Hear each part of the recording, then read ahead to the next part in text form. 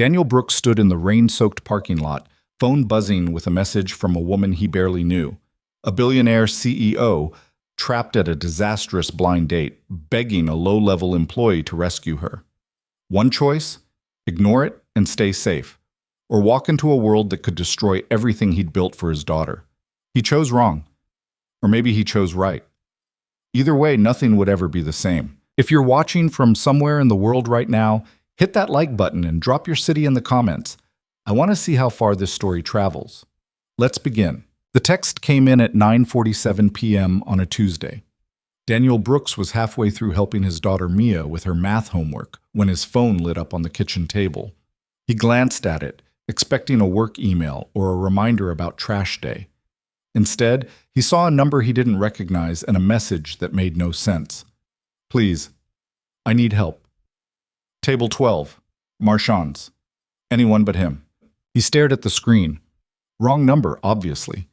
He set the phone down and turned back to Mia, who was chewing on her pencil eraser and frowning at a word problem about trains leaving stations. Dad, if train A leaves at 3 o'clock and train B leaves at 4:30, why don't they just check the schedule instead of doing math? Because then you wouldn't learn anything, Daniel said, ruffling her hair. She swatted his hand away, grinning. The phone buzzed again. I know this is strange. I'm Isabella Laurent. We work at the same company. I saw your name on the employee directory. I'm desperate. Daniel picked up the phone, reading more carefully now. Isabella Laurent. The name was familiar in the way a celebrity's name is familiar. You've heard it, you know it's important, but you've never actually met the person. She was somewhere high up in the corporate tower he worked in, so far above his pay grade that their paths would never cross. He was in IT support. She was, well, he wasn't entirely sure what she was, except rich and untouchable. Another message arrived before he could process the first two. My family set me up on a blind date. He won't stop talking about his stock portfolio and his summer home. I've been here 2 hours, please. Fake emergency. Anything. Mia looked up at him. Who's texting you? Someone from work, Daniel said slowly. I think. During homework time? Mia raised an eyebrow, a gesture she'd picked up from him and now wielded with devastating accuracy. It's complicated. He typed a response, fingers hesitant. Why me? The reply was instant. You were the first normal-sounding name I found. Everyone else in the directory sounds like they'd ask for my father's approval first. You're in IT. You fix problems. This is a problem. Please. Daniel exhaled, rubbing his face. This was insane. He didn't know this woman. He had a daughter to take care of, a quiet life that ran on routine and predictability. Getting involved in whatever this was, rescuing a billionaire from a bad date, was the kind of thing that led to complications, and complications led to instability, and instability was the one thing he couldn't afford. But something about the message got to him, the raw honesty in it, the fact that she'd scrolled through an employee directory, probably past hundreds of names, looking for someone who wouldn't make things worse. Where's Marchand's? Downtown. 15 minutes if you drive fast. I'll owe you. Seriously. He looked at Mia, who was watching him with open curiosity now. I need to go out for a little bit. Now? We're not done with homework. I know, I'll be fast. Can you finish the next 2 problems on your own? She sighed dramatically. I guess, but you're making me a snack when you get back. Deal. He grabbed his jacket and keys, still half convinced he was making a terrible mistake. Marchand's was the kind of restaurant Daniel had never set foot in and never planned to. Soft lighting, cloth napkins, a wine list thicker than Mia's math textbook. He stood outside the glass doors for a moment, suddenly aware of his worn jeans and the faded hoodie under his jacket. Then he pushed the door open and walked in anyway. The hostess looked at him like he'd wandered in from the wrong century. Do you have a reservation? I'm here to pick someone up. Isabella Laurent? The hostess's expression shifted immediately. Not warmer, exactly, but more careful. Of course. Right this way. She led him through the dining room, past tables full of people who looked like they belonged in magazine spreads. Daniel felt every eye on him, cataloging his appearance, dismissing him. He kept his gaze forward, and then he saw her.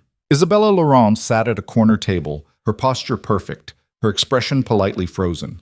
Across from her sat a man in a suit that probably cost more than Daniel's car, gesturing expansively as he spoke. She wasn't looking at him. She was looking at Daniel. Their eyes met, and something in her face shifted. Relief, desperation, hope. Daniel walked straight to the table. "Isabella," he said, keeping his voice urgent but not loud. "We need to go, now." The man in the suit stopped mid-sentence. "Excuse me?" "Family emergency," Daniel said, not looking at him. He focused on Isabella, who was already standing, grabbing her purse.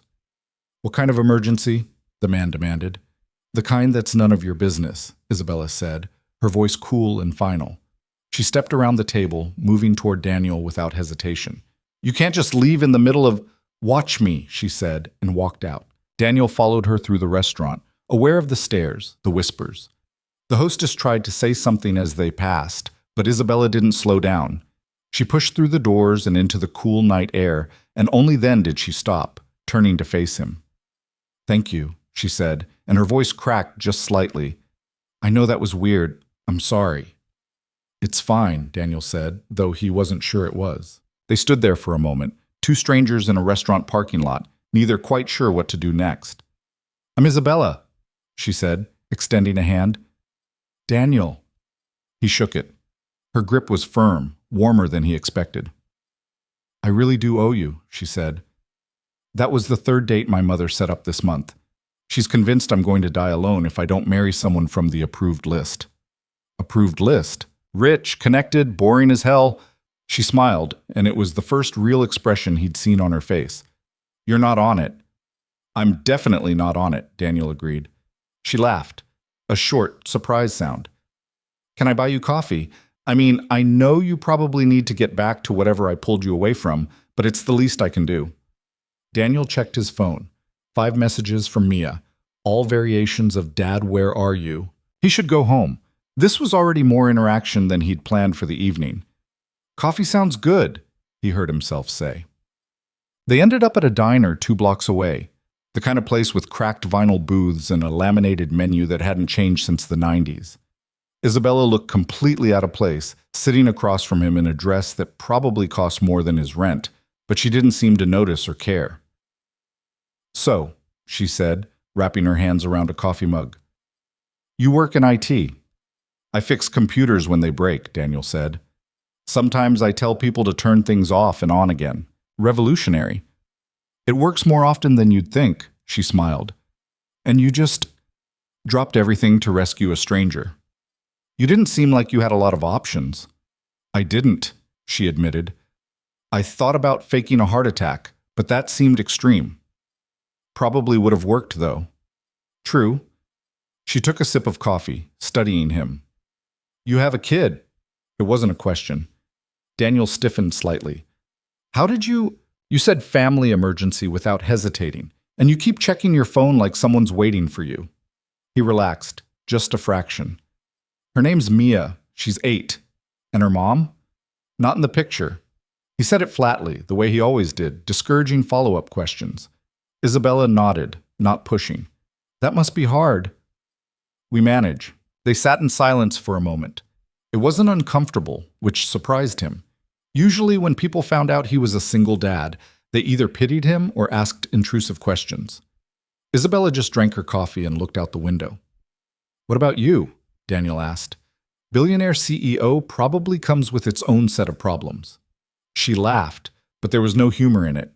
"You have no idea. Try me." She hesitated, then shrugged. "Everyone wants something, a business deal, an introduction, a favor for their nephew who's very talented and just needs a chance.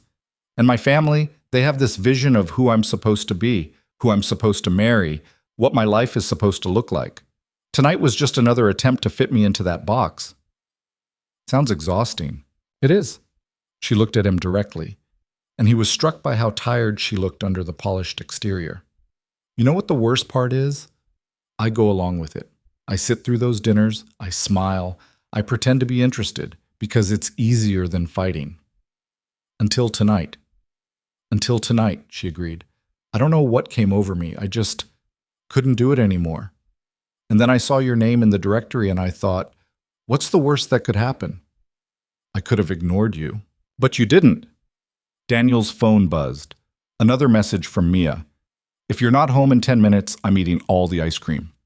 He showed Isabella the message. She grinned. You'd probably go. Probably. Neither of them moved. Can I ask you something? Isabella said. Sure. Why did you say yes? You don't know me. You have a daughter waiting at home. This could have been anything, a scam, a trap, who knows? Daniel thought about it, trying to put it into words. I guess I know what it's like to feel stuck. And if I could help, even if it was just for one night, it seemed worth it. She looked at him for a long moment, something shifting in her expression. You're not what I expected. What did you expect? I don't know, but not this. He stood, leaving cash on the table for his coffee. I really do need to go. Of course. She stood too. Thank you again. For tonight. I mean it. Any time, he said, and was startled to realize he meant it. Daniel thought that would be the end of it. One strange night, one good deed, back to normal life. He was wrong. The second text came 3 weeks later, on a Friday evening. He was at the grocery store with Mia, debating the merits of whole wheat versus white bread, when his phone buzzed. It's happening again, table 8 Vanguard room. I know I have no right to ask, but he stared at the message while Mia loaded a box of sugary cereal into the cart. Dad, can we get this? No. Please? Mia, she sighed, putting it back. You're no fun. He typed a response. Same situation? Worse. He's a corporate lawyer. Hasn't stopped talking about billable hours. Give me 20 minutes. Mia looked up at him. We're not done shopping. Change of plans. Quick trip tonight. We'll come back tomorrow.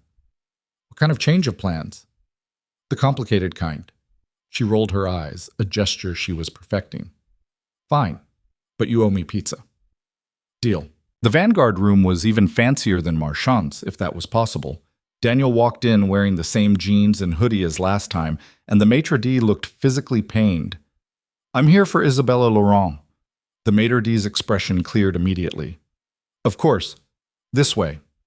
Daniel followed him to a private dining area where Isabella sat across from a man in wire-rimmed glasses who was, indeed, talking about billable hours. Her face lit up when she saw Daniel. Oh no, she said, standing abruptly. Is everything okay? We need to leave, Daniel said. Now. What happened? I'll explain in the car. The lawyer stood. Excuse me, we're in the middle of... Emergency, Isabella said, already moving. I'm so sorry. They were out the door in under a minute. In the parking lot, Isabella started laughing. It was a real laugh this time, bright and uncontrolled. I can't believe you came. You texted. I didn't think you actually would. Here I am. She smiled at him, and something in his chest tightened. Coffee? Can't tonight. I've got Mia in the car. Isabella's expression shifted. Surprise, then curiosity. She's here? Grocery store run turned rescue mission. Can I meet her? Daniel hesitated. He didn't introduce Mia to people. It was a rule, one of many designed to keep their life stable and simple. But something about the way Isabella asked, genuine, a little nervous, made him reconsider. Quick introduction, he said, but we really do need to get home. Mia was sitting in the back seat playing a game on Daniel's old tablet when they walked up. She looked up, saw Isabella, and her eyes went wide.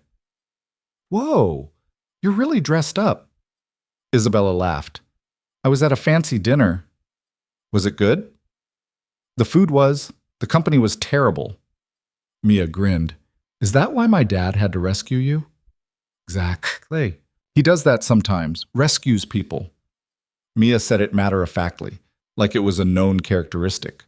Daniel felt his face heat. We should go. It was nice to meet you, Mia, Isabella said. You too. You're prettier in person than on TV. You've seen me on TV? My dad looked you up after the first time you texted. I saw over his shoulder. Daniel wanted the ground to swallow him. Isabella's smile widened. Did he? Yep, he said you were his boss's boss's boss or something. Something like that. They said goodnight, and Daniel drove home with Mia peppering him with questions about who Isabella was and why she needed rescuing and whether she was going to text again. I don't know, Daniel said, though part of him suspected he did. She texted again 2 weeks later, then a week after that, then 3 days later. Each time, Daniel showed up. Each time, they ended up at a different late-night spot. Diners, coffee shops, once a 24-hour donut place that Mia would have loved. They talked about everything and nothing. Her impossible family expectations. His careful, structured life. The gap between who they were supposed to be and who they actually were. "I don't understand your family," Daniel said one night, sitting in a parking lot at 2 a.m, both of them nursing gas station coffee.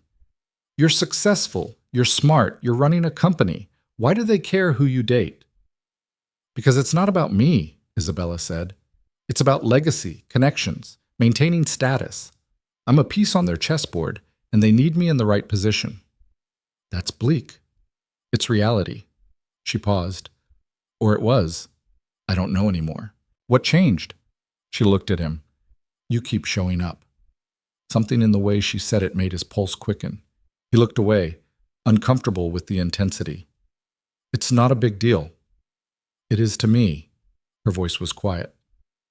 "No one just shows up for me, Daniel. Not without wanting something in return. I don't want anything." "I know, that's the point." They sat in silence, the kind that felt heavy with things unsaid. "This is a bad idea," Daniel said finally. "What is?" "This. Whatever this is becoming." Isabella didn't argue. "I know. I have Mia to think about. I can't do complicated." "I know," she said again. But neither of them moved. Neither of them suggested stopping. The texts kept coming. The rescues became routine, almost a game. Daniel would show up, Isabella would make her escape, and they'd end up somewhere quiet, talking until the early hours. He started looking forward to them, started checking his phone more often, started thinking about her during the day, wondering what disaster date her family had planned next, what she'd say about it, how she'd laugh when he showed up. It was Mia who noticed first. "You smile at your phone now," she said one morning over breakfast. "What?" "Your phone. When it buzzes, you smile." "I do not." "You totally do."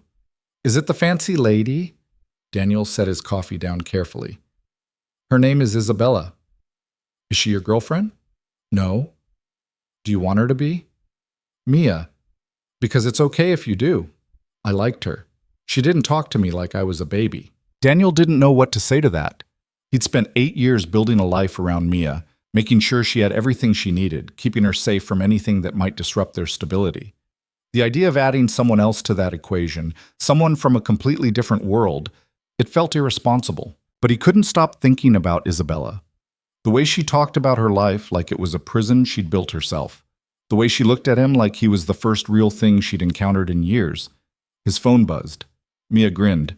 "You're smiling. Eat your cereal." The message was simple. "Tonight, the Ashford. Table for 2, unfortunately." "Save me?" He typed back without hesitating. "What time?" The Ashford was a mistake. Daniel knew it the moment he walked in and saw the crowd.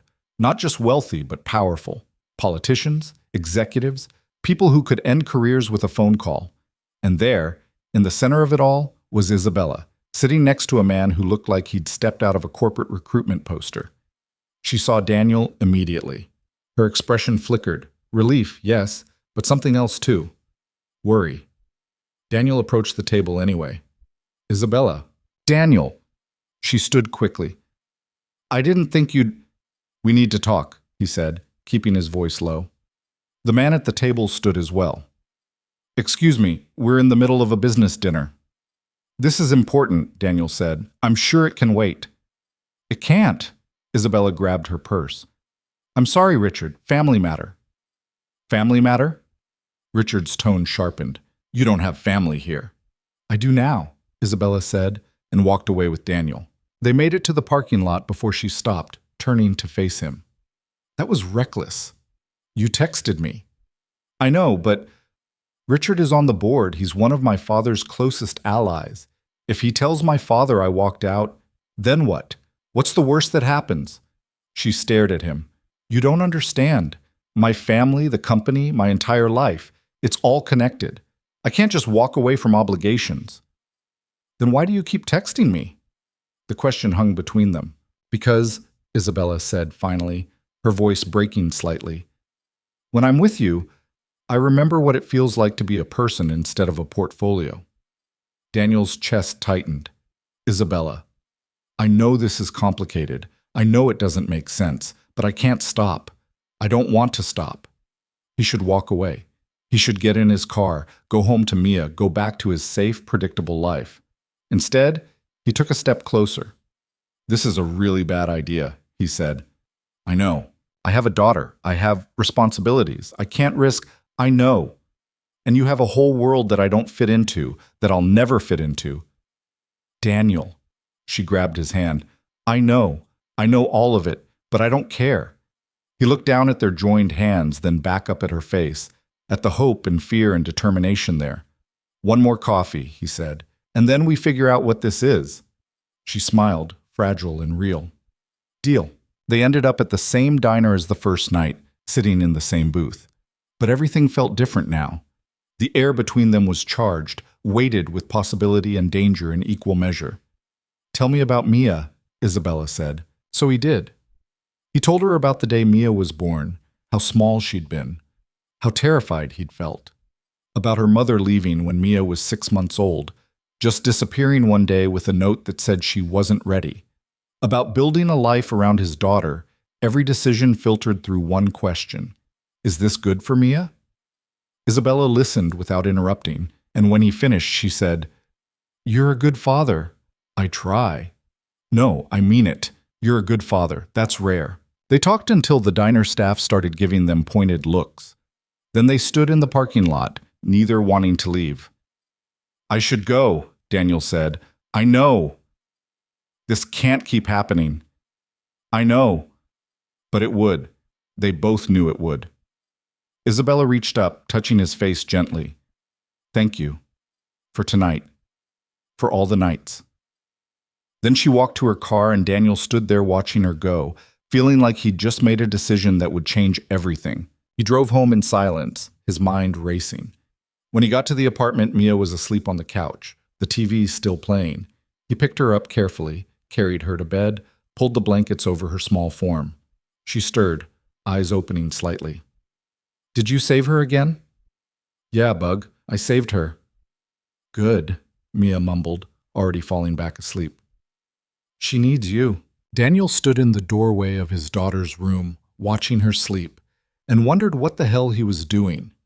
He'd spent 8 years building walls, keeping their life simple and safe. And now, because of a desperate text message and a woman who looked at him like he was more than just an IT guy who fixed computers, those walls were starting to crack. His phone buzzed one more time. I meant what I said. I don't want to stop. He stared at the message for a long time before typing back. Me neither. And just like that, simple became complicated. The next 3 weeks felt like living in 2 separate worlds that kept colliding at inconvenient moments. During the day, Daniel was exactly who he'd always been, fixing network issues, updating security patches, helping people recover files they'd accidentally deleted. He ate lunch at his desk, took the stairs instead of the elevator to avoid small talk, and left precisely at 5 to pick up Mia from after-school care. His life ran on schedules and routines. Everything predictable, everything safe. At night, though, his phone would buzz with a new rescue request, and he'd slip into this other existence where he sat across from a billionaire CEO in dimly lit diners and talked about things that felt too honest for strangers. Except they weren't strangers anymore. That was the problem. You're distracted, Mia said one evening, waving her hand in front of his face. They were doing homework again, fractions this time, and Daniel had been staring at the same problem for 5 minutes without seeing it. Sorry, Bug, what were you saying? I said, I don't get why we need to know this. When am I ever going to use fractions in real life? Cooking. If a recipe calls for 3/4 of a cup and you want to double it, I'll just use my phone calculator. He couldn't argue with that. Just do the problems, okay? She sighed dramatically but went back to her worksheet. Daniel's phone sat on the table between them, silent for now, but he kept glancing at it anyway. You're doing it again, Mia said without looking up. Doing what? Waiting for her to text. I'm not Dad, come on. He set his pen down. When did you get so observant? I've always been observant. You just never had anything interesting to observe before. She looked up at him, her expression too knowing for an 8-year-old. Do you like her? Daniel opened his mouth, then closed it. How was he supposed to answer that? Yes felt too simple. No would be a lie. It's complicated was accurate, but useless. She's become a friend, he said finally. Friends don't make you smile at your phone like that. Finish your homework. Mia grinned, victorious, and went back to her fractions. Daniel stared at his phone and tried to convince himself she was wrong. His phone buzzed at 10:47 p.m. after Mia was asleep. He was in bed, pretending to read a book he'd started 3 weeks ago and hadn't gotten past chapter 2. The message was different this time. No restaurant name, no table number. Just, can we talk? Not a rescue, just talk. He stared at it for a long moment before replying. Where? There's a park near the waterfront. Chapman Park? I'll be at the East Bench in 20 minutes. Daniel sat up, his heart doing something complicated in his chest. This was new territory. The rescues had been one thing, helping her escape bad situations, grabbing coffee afterward. But meeting up just to meet up? That felt like crossing a line he hadn't been ready to acknowledge existed.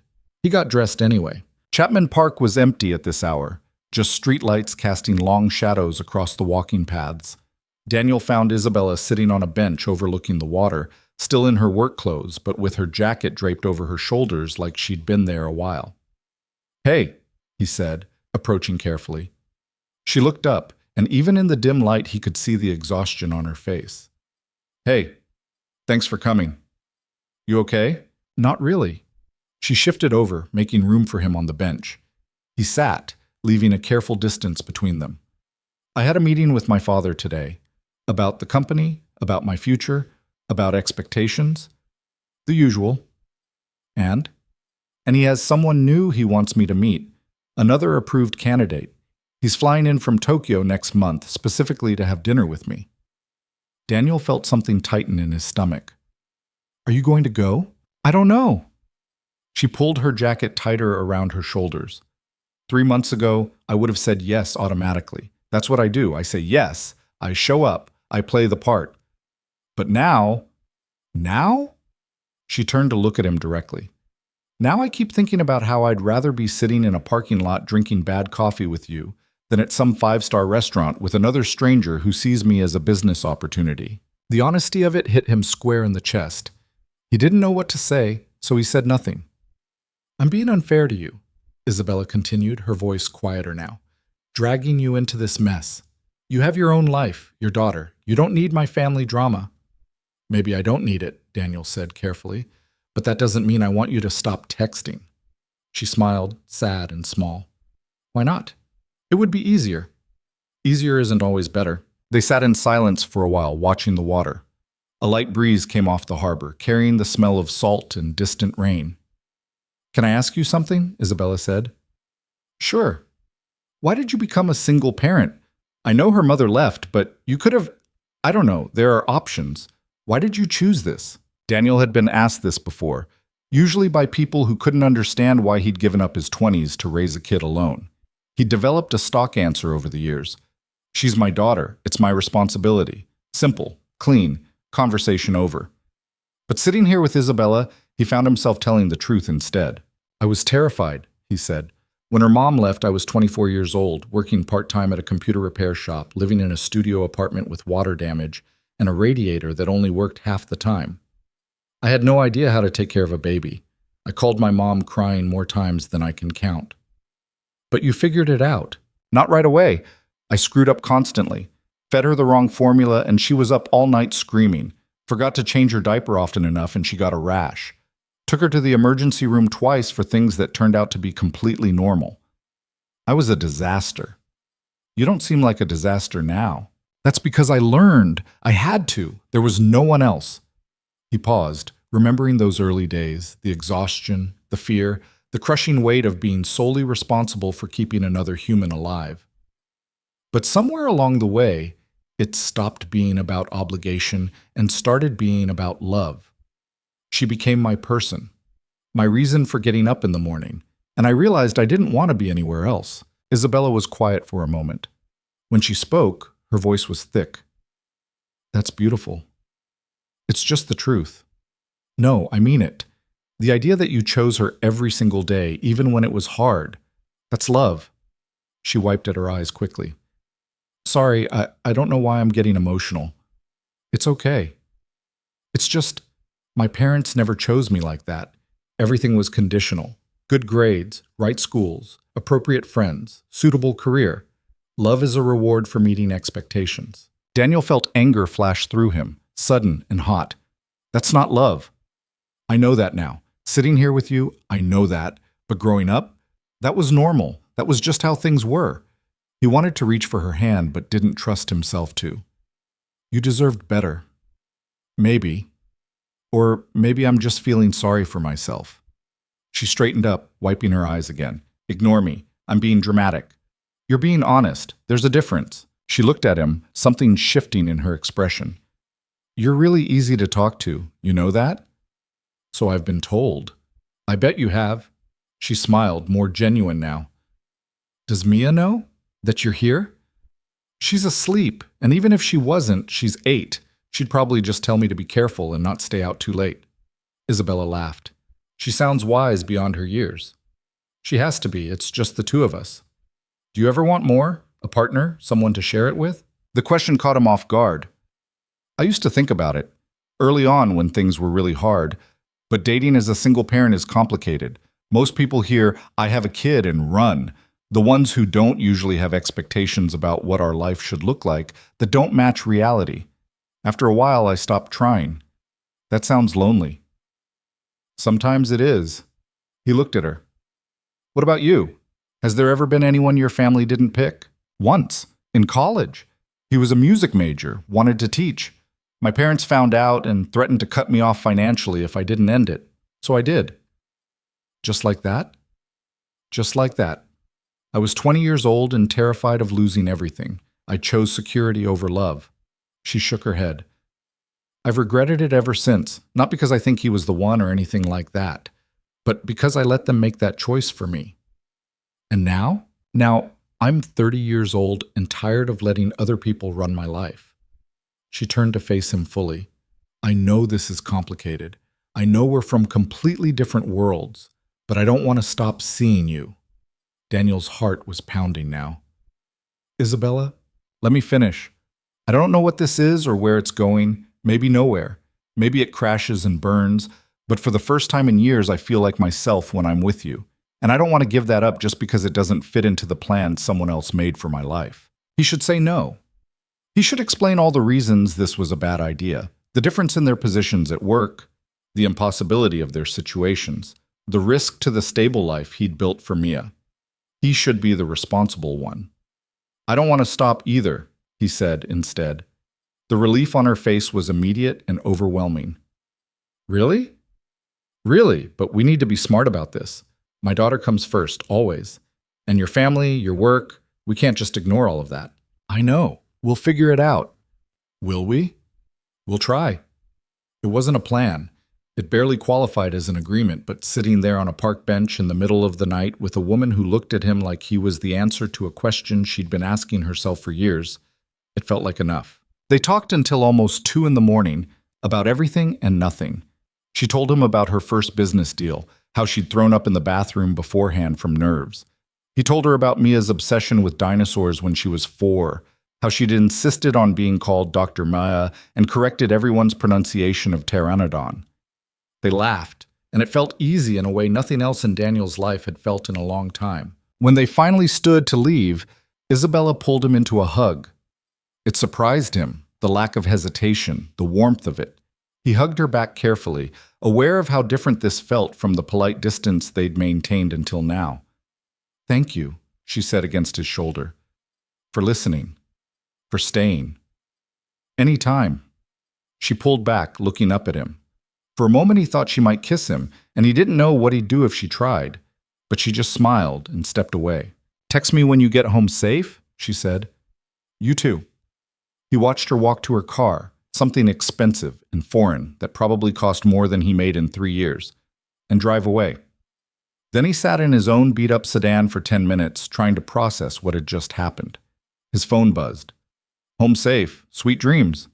He smiled despite himself and drove home. The next day at work, Daniel kept his head down and tried to act normal. He fixed a printer jam on the third floor, reset someone's password, helped troubleshoot a video call issue. Normal tasks, normal day. Except he kept thinking about Isabella, about the way she'd looked at him in the park, the things she'd said, about how much harder it was getting to separate this new part of his life from the carefully structured routine he'd built. He was in the server room checking backup logs when Marcus from accounting appeared in the doorway. "Hey, Daniel, got a second?" "Sure. What's up?" Marcus stepped inside, closing the door behind him. That was unusual. Marcus was friendly but professional, not someone who sought out private conversations. "I need to ask you something, and I need you to be honest." Daniel felt a warning prickle at the base of his neck. "Okay. Are you seeing Isabella Laurent?" The question hit him like cold water. "What?" "I saw you two, last week, leaving a restaurant together, and again 3 nights ago, in the parking lot at Chapman Park." Marcus held up a hand before Daniel could respond. "I'm not trying to get in your business, but you need to know that there are people in this company who would love to have leverage over her. And if they find out she's involved with someone from IT, someone with no family connections, no status, they'll use it." Daniel's mouth went dry. It's not like that." "Isn't it?" Marcus's expression was sympathetic but firm. "Look, I get it. She's incredible, but she's also Isabella Laurent. Her family owns 40% of this company. There are rules about fraternization, about conflicts of interest. If this gets out before you two figure out what it is, it could destroy both of your careers. I'm aware of the complications." "Are you?" "Because from where I'm standing, you're a single dad with a good job and a stable life. Is she worth risking all of that?" The question lingered after Marcus left. Daniel stood in the server room, surrounded by blinking lights and the hum of cooling fans, and tried to answer it honestly. Was she worth it? He thought about Mia, about the life they'd built together, about the promises he'd made to himself when her mother left, that he'd always put his daughter first, that he'd never let anything destabilize what they had. But he also thought about Isabella, sitting on that bench, telling him she felt like herself when she was with him, about how she'd chosen to text him out of hundreds of employees, how she kept choosing him. His phone buzzed, a message from Isabella. "Lunch? I know a place off-site where no one from work goes." He stared at it for a long time before responding. "Can't today. Maybe this weekend?" "It's a date." Was it? He didn't know anymore. Didn't know what they were doing or where this was heading. All he knew was that walking away felt impossible, even though staying felt dangerous. That weekend, Daniel arranged for Mia to have a sleepover at her friend Sophie's house. It was the first time he'd made plans that didn't revolve around his daughter's schedule, and the guilt sat heavy in his stomach. "You're being weird," Mia said as he drove her to Sophie's. "I'm not being weird. You checked your phone like 6 times in the last 10 minutes. I'm expecting an important message." "From her?" Daniel sighed. "Yes, from her."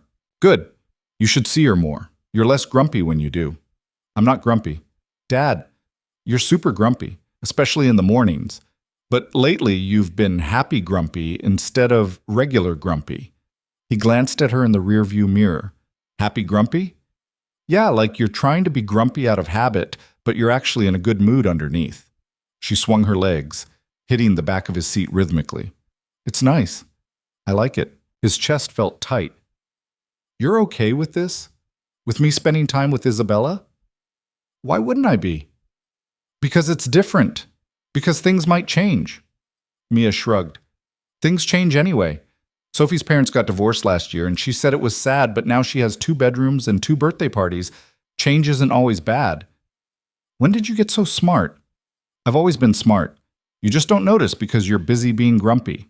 He pulled up to Sophie's house, and Mia grabbed her overnight bag from the seat beside her. Before she got out, she leaned forward and kissed his cheek. "Have fun tonight, Dad. You deserve it." Then she was gone, running up to Sophie's front door, where Sophie's mom was already waving hello.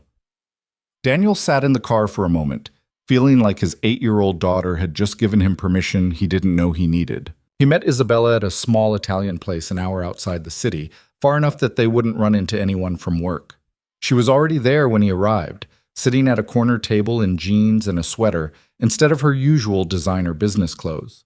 She looked younger like this, more relaxed. "You made it," she said, smiling. "Traffic was lighter than I expected.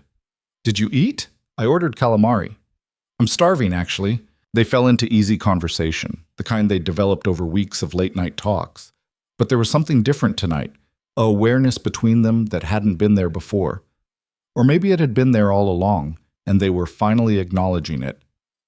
"Marcus talked to me," Daniel said halfway through dinner. "From accounting. He saw us together. He warned me that if people find out, it could be bad for both of us." Isabella's expression tightened. "He's right. The company has strict policies about relationships, especially between different levels of hierarchy. So what do we do?"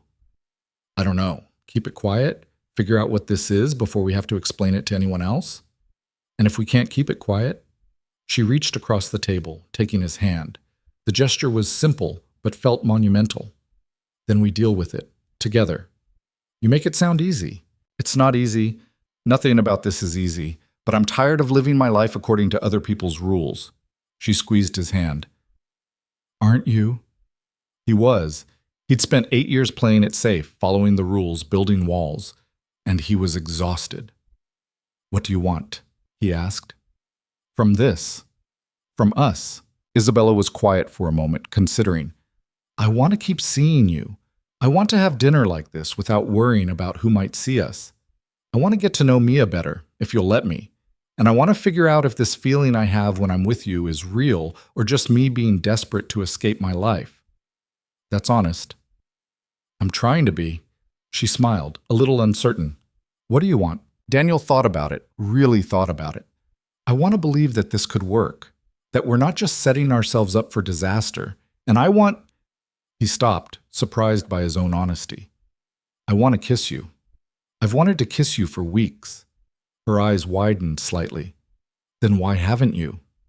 "Because once I do, this becomes real. And real means complicated, and complicated means risk, and I don't know if I'm ready for that. Are you ready now?" He looked at her, really looked at her, at the hope and fear and determination in her face, at the way she was still holding his hand across the table, like she was afraid he might pull away. "I think so," he said. She stood up, pulling him with her. They left cash on the table and walked out to the parking lot. It was dark now, the restaurant's neon sign casting colored shadows across the pavement. "Daniel," Isabella said, and the way she said his name made his heart skip. He kissed her. It was careful at first, tentative, both of them testing boundaries. Then she wrapped her arms around his neck and pulled him closer, and careful became something else entirely. Something that felt like falling and flying at the same time. When they finally broke apart, both breathing hard, Isabella pressed her forehead against his. "That was—" "Yeah," he agreed. They stood there in the parking lot, holding each other, and Daniel felt the last of his carefully constructed walls crack and crumble. This was real now. Whatever happened next, they'd crossed a line they couldn't uncross. "Come back to my place," Isabella said quietly, "just to talk. I'm not ready for this night to end." He should say no. Should go home, check on Mia, maintain some sense of normalcy. But he heard himself say okay instead. Her apartment was nothing like he expected. Not cold and minimalist, but warm and lived in, full of books and comfortable furniture and artwork that actually meant something. She made coffee and they sat on her couch, close enough that their knees touched. "I need to tell you something," Isabella said. "About my family, about work. If we're really doing this, you need to know what you're getting into." "Okay." She took a breath. "My father is planning to retire in 2 years. When he does, he wants me to take over as CEO. It's been the plan since I was 16. Everything I've done, every choice I've made has been leading to that." "That sounds like a lot of pressure." "It is, but it's also my legacy, my responsibility. The thing is," she paused, looking down at her coffee cup, "if I take over, I'll be expected to marry someone appropriate, someone who can help expand the business, strengthen alliances, someone from the approved list." Daniel felt something cold settle in his stomach. "And I'm not on that list." "You're not even in the same universe as that list." She looked at him, her eyes fierce. "But I don't care. I don't want someone appropriate. I want you. Isabella, I know it's insane. We've known each other for less than 2 months, but I've never felt this with anyone else, this certainty, and I'm not giving it up just because it doesn't fit the plan. He wanted to believe her. Wanted to believe that wanting something badly enough could make it work. What happens when your father finds out? I don't know. He'll be angry, disappointed. He might try to force my hand, make me choose between you and the company. And if he does? She set her coffee down, taking both his hands in hers. Then I choose you. You can't mean that. I do. I'm choosing you right now, Daniel. Every time I text you, every time I see you, I'm choosing you over what my family wants. And I'll keep choosing you until you tell me to stop. He didn't know what to say. No one had ever chosen him like this before. Not Mia's mother, who'd left when things got hard. Not his own parents, who'd been supportive but distant. No one had looked at him and decided he was worth fighting for. I'm scared, he admitted. Me too. What if we're making a huge mistake? Then we'll make it together. He kissed her again, slower this time, trying to memorize the feeling. When they broke apart, he stayed close, their foreheads touching. I should go, he said. Mia's sleepover ends tomorrow at 10, and I need to pick her up. Will you tell her? About us? I think I have to. She already knows something's going on. Isabella smiled. She's perceptive. She gets it from me. They stood at her door, neither wanting to let go. Finally, Daniel forced himself to step back. I'll text you tomorrow, he said. You better. He drove home with his mind racing, trying to process everything that had happened. He'd kissed her. He'd told her he wanted this. He'd stepped fully into territory he'd been avoiding for weeks. And it felt terrifying and right in equal measure. When he got home, the apartment felt too quiet, too empty without Mia there. He checked his phone and saw a message from Sophie's mom. Girls are asleep. Mia's doing great. See you tomorrow. Another message, this one from Isabella. I meant what I said, all of it. He typed back, so did I. Then he lay in bed, staring at the ceiling, and wondered what the hell he'd gotten himself into. The morning Daniel picked up Mia from Sophie's house, she took one look at his face and knew. You kissed her, she said, matter-of-factly, climbing into the back seat with her overnight bag. Daniel nearly drove into a mailbox. What? You have that look. Like you're happy but also kind of scared. Sophie's mom had that look when she started dating Mr. Peterson from the gym. It's not the same thing. Sure, Dad. She buckled her seatbelt, grinning. So when do I get to see her again? Like officially, not just in parking lots? He gripped the steering wheel tighter. This was the conversation he'd been dreading and wanting in equal measure. Would you want that? To spend time with her? Duh. She seems cool, and she makes you less boring. I'm not boring. Dad, you alphabetize the spices. You're super boring, but in a good way, she added quickly. A safe boring, but maybe some unboring would be okay too. Daniel felt something loosen in his chest. He'd been so afraid that bringing someone into their carefully balanced life would upset Mia, would make her feel replaced or pushed aside. But here she was, 8 years old and apparently more emotionally mature than he was. I'll talk to Isabella, he said. See if we can plan something. Good. Can we get pancakes now? Sophie's mom made us oatmeal, and it was disgusting. Pancakes it is. Later that afternoon, while Mia was absorbed in building an elaborate dinosaur habitat out of cardboard boxes, Daniel called Isabella.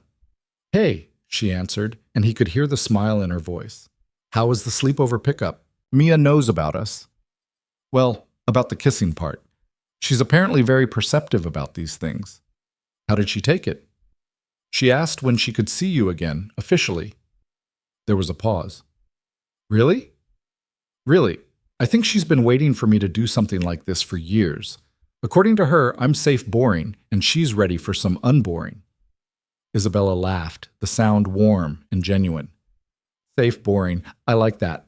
So what do we do? Maybe we could do something together. The three of us? Nothing big, just, I don't know, lunch or a park or something. I'd like that. I'd really like that. They made plans for the following Saturday. A simple lunch at a casual place, nothing that would put pressure on anyone. Daniel tried not to think about all the ways it could go wrong. The week that followed felt like existing in a weird bubble. At work, Daniel kept his head down and avoided the executive floors entirely. Isabella texted him throughout the day. Small things, observations about ridiculous meetings, complaints about her father pushing another dinner with another approved candidate. He sent her pictures Mia drew in art class, updates about broken printers, jokes that probably weren't funny to anyone but them. It felt normal and completely surreal at the same time. On Thursday, his phone rang instead of buzzing with a text. Isabella's name flashed on the screen. "Hey," he answered. "What's wrong?" "How do you know something's wrong?" "Because you usually text. Calling means it's urgent or bad." She sighed. "You're getting to know me too well. Can you talk?" He was in the break room, supposedly grabbing coffee. "Yeah, I've got a few minutes. My father wants to have dinner with me tonight. He says it's important, which usually means he's either angry about something or has another plan for my life that I'm going to hate." "Do you think he knows? About us?" "I don't think so. We've been careful, but I don't know what else would warrant an emergency dinner." "You want me to come rescue you?" She laughed, but it sounded strained. "I wish, but no, this is something I have to face. I just wanted to hear your voice first. You've got this. You're the strongest person I know." "I don't feel strong right now. I feel like I'm 16 again, waiting to be told what to do." "Then don't be 16. Be the woman who texted a stranger at 9:47 at night asking for help. Be the woman who walked out of dinner with Richard what's-his-name without looking back. Be you." There was silence then. "How do you always know what to say?" "I don't. I'm mostly making it up as I go." "Well, you're good at it." He heard voices in the background on her end. "I have to go. Meeting in 5, but Daniel?" "Yeah?" "Thank you for being you." She hung up before he could respond. Daniel stood in the break room holding his phone, feeling the weight of what they were building together and how fragile it all felt. That evening, while Daniel was helping Mia with her reading homework, his phone lit up with a call from Isabella again. It was past 9, later than she usually contacted him on weeknights. "I need to see you," she said when he answered. Her voice was tight, controlled in a way that told him she was barely holding it together. "What happened?" "Not on the phone." "Can you come to the park? Our bench?" He looked at Mia, who was watching him with knowing eyes. "Give me 30 minutes. He called his neighbor, Mrs. Chen, an older woman who'd lived next door for 3 years and occasionally watched Mia in emergencies. She agreed immediately, showing up in her robe and slippers with a crossword puzzle book under her arm. "Go," she said. "Mia and I will be fine." "Thanks, Mrs. Chen. I owe you." "You owe me nothing. Go help your girl." Daniel didn't bother correcting her. He just grabbed his jacket and keys. Isabella was already at the park when he arrived, sitting on the same bench as before, but this time she wasn't composed. Her hair was pulled out of its usual sleek style, her makeup smudged around her eyes. She'd been crying. "Hey," Daniel said softly, sitting beside her. "What happened?" She turned to look at him, and the devastation in her face made his chest ache. "He knows." "Your father?" "He had someone follow me to the restaurant last weekend. He has photos of us kissing in the parking lot." Her voice cracked. "He showed them to me at dinner. Right there in the middle of the restaurant, he pulled out his phone and showed me pictures of us together." Daniel felt ice flood his veins. "What did he say?" "That I'm jeopardizing everything our family has built. That I'm being selfish and reckless. That if I continue this relationship, there will be consequences." She wiped at her eyes angrily. "He gave me an ultimatum. End it with you, or he'll make sure you're fired and blacklisted from every tech company in the city. He has the connections to do it, Daniel. He could destroy your career." The words hit him like a physical blow. His job wasn't just a paycheck. It was health insurance for Mia, stability, the foundation of the life he'd built for them. Losing it would mean starting over from nothing, and he couldn't afford nothing, not with a daughter depending on him. "So end it," he said quietly. Isabella's head snapped toward him. "What?" "End it. Tell him you broke up with me. I'll back you up if anyone asks. We go back to how things were before." "You can't be serious." "I'm completely serious. I won't let you sacrifice your future for me, and I can't risk my daughter's stability. This was always going to end badly. At least this way we can control how." She stood abruptly, anger flashing across her face. "No, absolutely not. I'm not doing this again." "Doing what?" "Letting my father make my choices for me. letting fear win. She was pacing now, her hands shaking. I told you I would choose you. I meant it. Isabella, be rational. What he's threatening, I don't care what he's threatening. I'm done caring what he threatens. I'm 30 years old, and I've spent my entire life being who he wanted me to be. I won't do it anymore. Even if it costs you everything? Even then. She stopped in front of him, her eyes fierce. You want to know what else he said? He said you're using me, that you saw an opportunity to climb the social ladder and you're taking advantage of my loneliness. He said you probably have a girlfriend on the side and you're just playing me for money. Daniel felt anger surge through him. I know it's garbage. I told him he was wrong, that he doesn't know you at all. You know what he said? Then prove me wrong. Bring him to dinner. Let me meet the man who's worth throwing away your future for. He wants to meet me? Sunday night. At the house. He said if I'm serious about this, I should be willing to let him see what I'm choosing. She knelt in front of him, taking his hands. I know it's asking a lot. I know you didn't sign up for meeting my family or dealing with this kind of drama, but I need you to understand something. I'm not asking you to fight this battle for me. I'm asking you to fight it with me. Daniel looked at her, really looked at her, at the determination in her face, the fear underneath it, the hope that he wouldn't walk away. And he thought about what Mia had said in the car, about safe boring versus unboring, about how he'd spent 8 years building walls to keep everything stable and predictable. Maybe it was time to stop hiding behind those walls. Okay, he said. Okay? I'll go to dinner, I'll meet your father, but Isabella, you need to be sure about this, because once we do this, there's no going back to how things were. Your family will know, people at work will find out eventually, and it's going to get messy. I'm sure. She squeezed his hands. I've never been more sure of anything. He pulled her into his arms, holding her while she cried, not from sadness this time, but from relief. They sat like that for a long time, two people who'd found something unexpected and weren't ready to let it go. You should know, Daniel said eventually. Mia wants to see you, officially. We were supposed to have lunch on Saturday. Isabella pulled back, wiping her eyes. We still can if you want. Are you sure after everything tonight? Especially after everything tonight. I want to be part of your life, Daniel.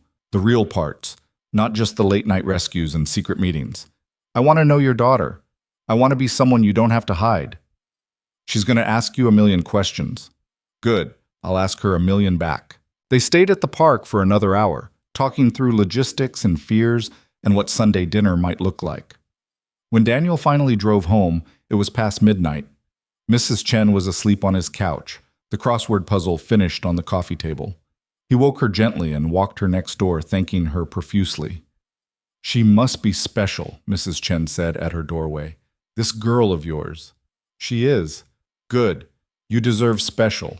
You've been alone too long. Inside his apartment, Daniel checked on Mia. She was fast asleep, curled up with the stuffed triceratops she'd had since she was 3. He stood in her doorway for a while, watching her breathe, wondering what kind of life he was building for them now. Saturday arrived faster than Daniel expected. He woke up nervous, which Mia noticed immediately. You're being weird again, she announced at breakfast. I'm not weird. You made my eggs wrong. You never make my eggs wrong. He looked down at the plate. She was right. He'd scrambled them when she liked them fried. Sorry, Bug. I'll fix them. It's okay. I'll eat them anyway. She took a bite, watching him over her fork. You're nervous about today. A little. Because Isabella's coming to lunch with us? Yeah. Dad. Mia set down her fork, suddenly serious. It's going to be fine. I'm not a baby. I'm not going to freak out or be mean to her. I know that. Then what are you worried about? How could he explain it? That he was terrified his daughter and the woman he was falling for wouldn't connect? That introducing them made everything more real, more permanent, more capable of falling apart? I just want you both to be happy, he said finally. Then stop stressing. You're making it weird. They met Isabella at a burger place near the waterfront, the kind with outdoor seating and paper menus. She was already there when they arrived, dressed casually in jeans and a simple sweater, her hair pulled back in a ponytail. She looked nervous too, Daniel noticed, which somehow made him feel better. Hi, she said, standing as they approached. Hi, Daniel replied. Mia didn't hesitate. She walked right up to Isabella and stuck out her hand. I'm Mia. You're the one who makes my dad smile at his phone. Isabella laughed, shaking her hand. Guilty. It's really nice to officially meet you, Mia. You too. Can I ask you questions? Absolutely. They sat down, and Mia immediately launched into an interrogation that would have made a prosecutor proud. What was Isabella's favorite color? Did she like dinosaurs? Had she ever broken a bone?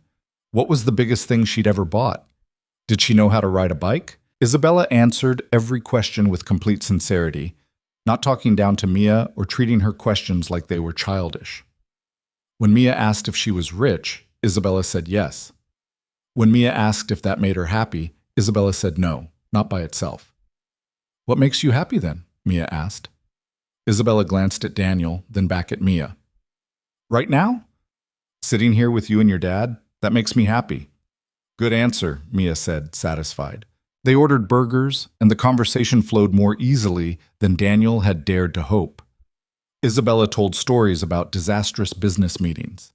Mia told stories about her classmates and the drama of third-grade lunch tables. Daniel mostly watched them interact, feeling something warm and terrifying settle in his chest. After lunch, they walked along the waterfront. Mia ran ahead, stopping to look at boats and throw rocks into the water. Isabella walked beside Daniel, their hands brushing occasionally. She's incredible, Isabella said quietly. She likes you. That's big. You think so? I know so. She doesn't open up to people easily. She's like me that way. Isabella slipped her hand into his. I'm glad she does. And I'm glad you do too. They watched Mia climb on a railing to get a better view of a boat coming into the harbor. Daniel wanted to tell her to get down, that it wasn't safe, but he stopped himself. She was being careful. She was fine. I'm scared about tomorrow, Isabella admitted. About dinner with my father. Me too. What if it goes badly? What if he's horrible to you? Then we deal with it. Together, right? That's what you said. She squeezed his hand. Right. Together. Mia came running back, breathless and grinning. There's an ice cream place down there. Can we get some? It's like 50 degrees out, Daniel said. So? Ice cream doesn't have a temperature requirement. Isabella laughed. She's got a point. They got ice cream. Mia ordered chocolate with gummy bears. Isabella got vanilla, and Daniel got coffee flavor because apparently he was predictable. They sat on a bench eating while Mia told them about a book she was reading about marine biology. Did you know that octopuses have 3 hearts, she said? And they're really smart. They can solve puzzles and stuff. I didn't know that, Isabella said. That's fascinating. Right?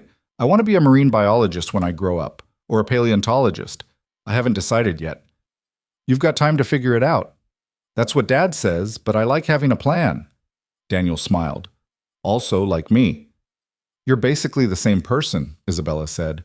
It's kind of adorable. Mia beamed. Daniel felt his face heat.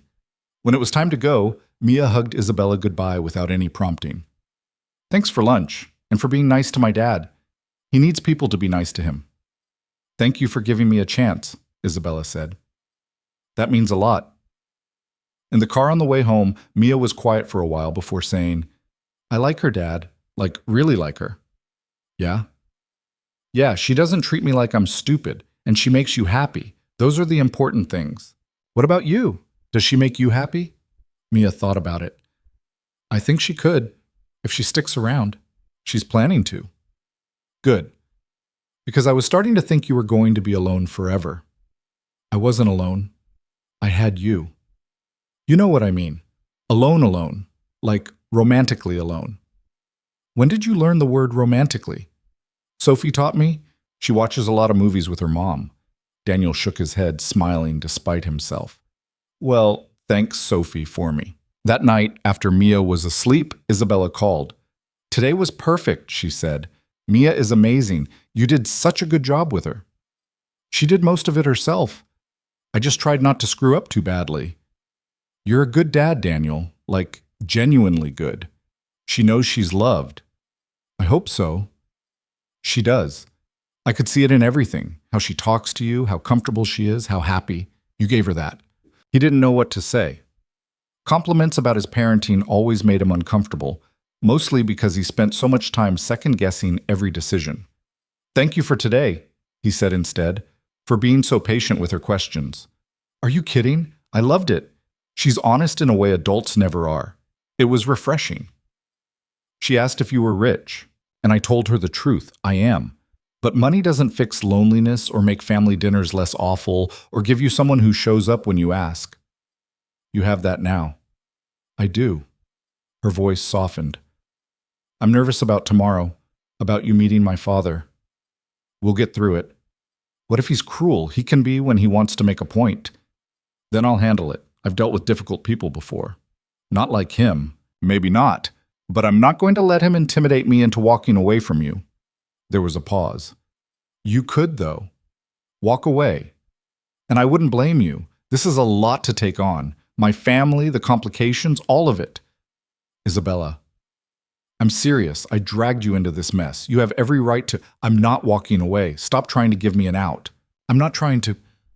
Okay, maybe I am. But only because I need you to know you have one. That I won't hold it against you if this is too much. It is too much, Daniel admitted. It's way too much. But I'm doing it anyway. Why? Because you're worth it. Because Mia likes you, and she has better judgment than I do.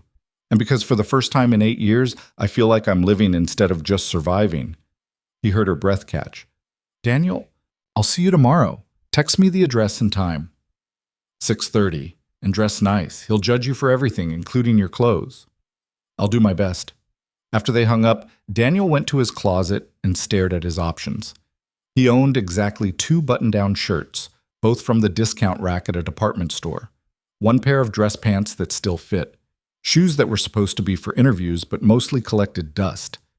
It would have to be enough. Sunday evening, Daniel dropped Mia off at Mrs. Chen's house with strict instructions to be good and do her homework. You look nervous, Mia said before going inside. I am nervous. Just be yourself. You're great when you're yourself. When did you become the parent in this relationship? She grinned. Someone has to be. The drive to Isabella's family estate took 40 minutes, each mile taking him further from anything familiar.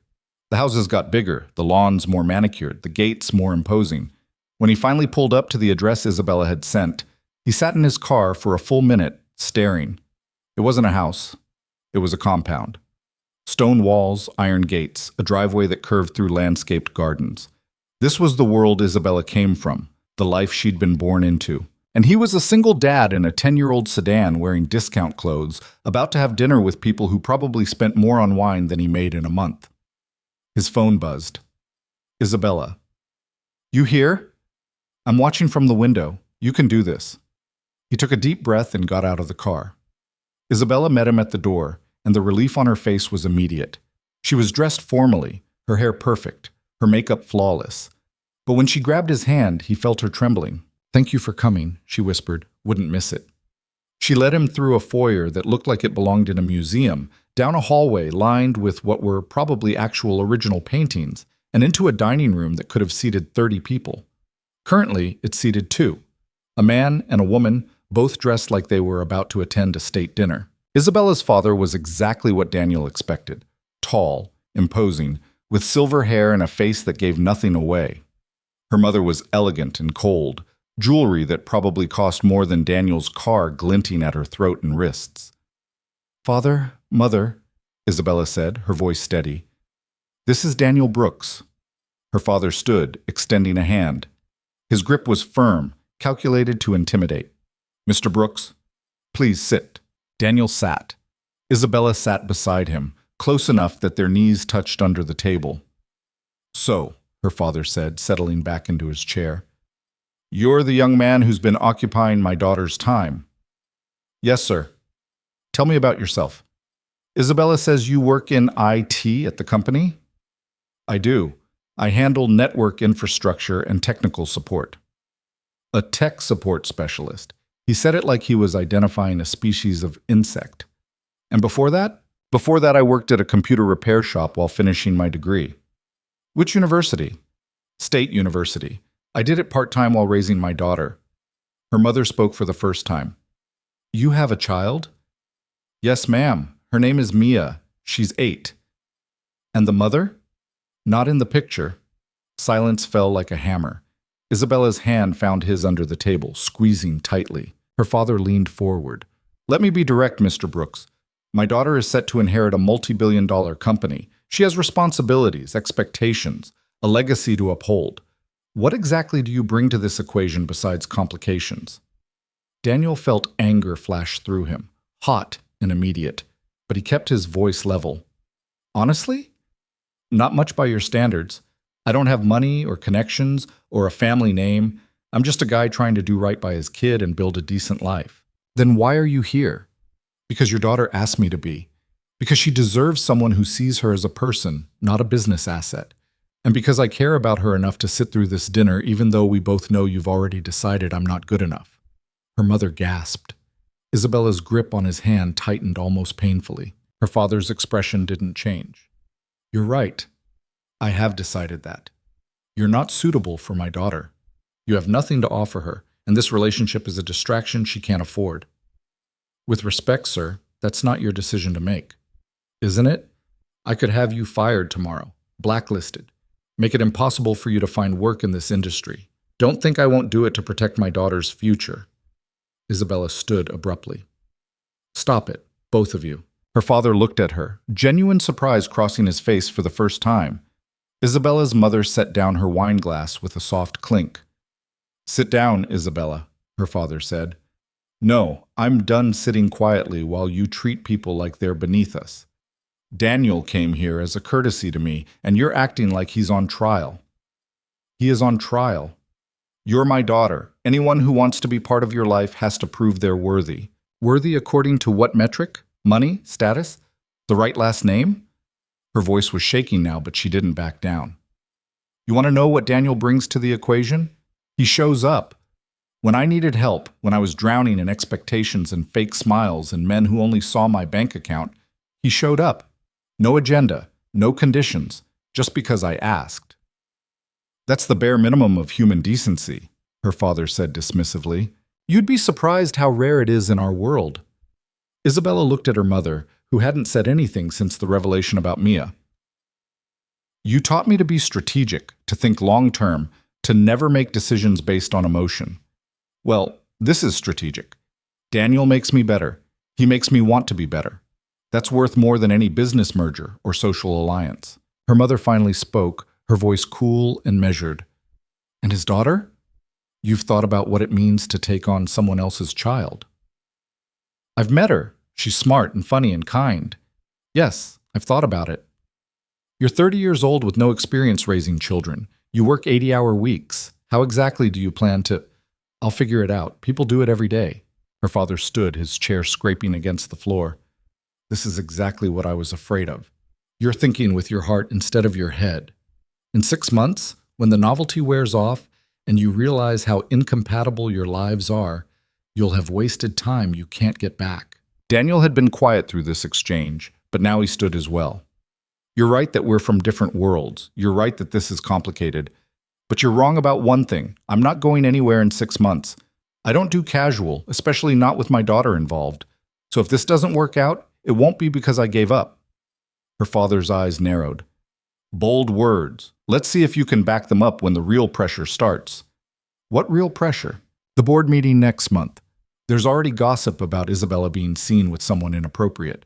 If this relationship becomes public knowledge, there will be questions about her judgment, her priorities, her fitness to lead. Are you prepared to watch her career suffer because of you? Father, that's enough, Isabella said. Is it? Because I'm trying to protect you from making a mistake that could cost you everything you've worked for. Or you're trying to control me like you always have. The words hung in the air, sharp and final. Her mother looked down at her plate. Her father's jaw tightened. I think we're done here, he said coldly. Mr. Brooks, thank you for coming. I'm sure you can see yourself out. Actually, Isabella said, we're both leaving. She grabbed Daniel's hand and walked out of the dining room. Her parents didn't follow. They went down the hallway, through the foyer, out the front door. Isabella was breathing hard, her hand trembling in his. I'm sorry, she said when they reached his car. I'm so sorry. He was worse than I thought he'd be. You don't have to apologize for him. I wanted him to see what I see, to understand why this matters, but he only sees what doesn't fit his plan. Daniel pulled her into his arms. She was shaking now, adrenaline and anger and fear all catching up at once. "Hey, look at me." She did, her eyes bright with unshed tears. "That was brutal," he said, "but we got through it together." "Did we?" "He threatened your job, Daniel. He basically said he'd destroy your career if we stay together." "Let him try. I'm good at what I do. If he fires me, I'll find something else." "You can't just... It's not that simple. He has connections everywhere. He could make one phone call and then I'll work freelance or start my own consulting business or move cities if I have to. I'm not letting him scare me away." She stared at him. "You'd really do that? Upend your whole life?"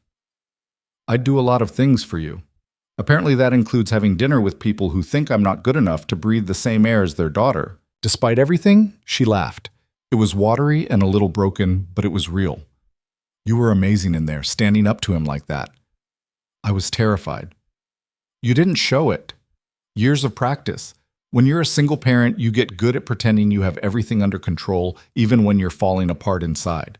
She kissed him, hard and desperate, right there in front of her parents' house.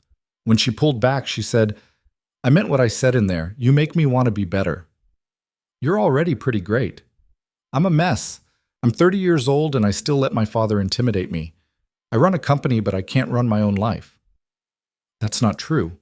You walked out of that dinner. You chose this, chose us, even knowing what it might cost. That's not a mess. That's brave." She rested her forehead against his chest. "What do we do now?" "Now you go back inside, apologize for leaving abruptly, and smooth things over enough that your father doesn't immediately fire me tomorrow morning." "I'm not apologizing." "Isabella, no.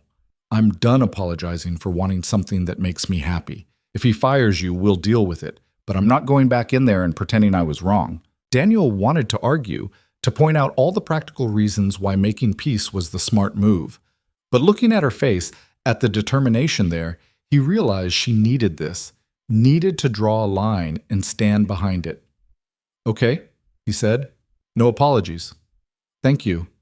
She stepped back, wiping her eyes. "I should let you go. You need to pick up Mia." "Yeah, you going to be okay?" "Eventually.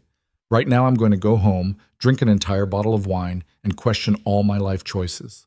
"Don't question this one." She smiled. "This one I'm keeping." He drove away, watching her in the rearview mirror as she stood in the driveway of her parents' house, alone but not defeated. When he got to Mrs. Chen's apartment, Mia took one look at his face and said, "That bad?" "Pretty bad." "Did they hate you?" "They weren't fans." She grabbed her backpack. "Their loss. You're awesome." "Thanks, Bug." "Did Isabella stick up for you?" "She did." "Good. That means she's a keeper." In the car on the way home, Mia was quiet for a while before asking, "Are you going to lose your job?" Daniel's hands tightened on the steering wheel. "I don't know, maybe." "Because of Isabella?" "Because of her father, technically, but yeah, because of us." "Would we be okay if you lost your job?" He wanted to lie, to tell her everything would be fine, but Mia deserved honesty. "It would be hard for a while. We'd have to be careful with money, maybe move somewhere cheaper. But we'd figure it out. We always do." "I don't want to move." "I know. But if we have to, it's okay, as long as we're together." His chest felt tight. "When did you get so grown up?"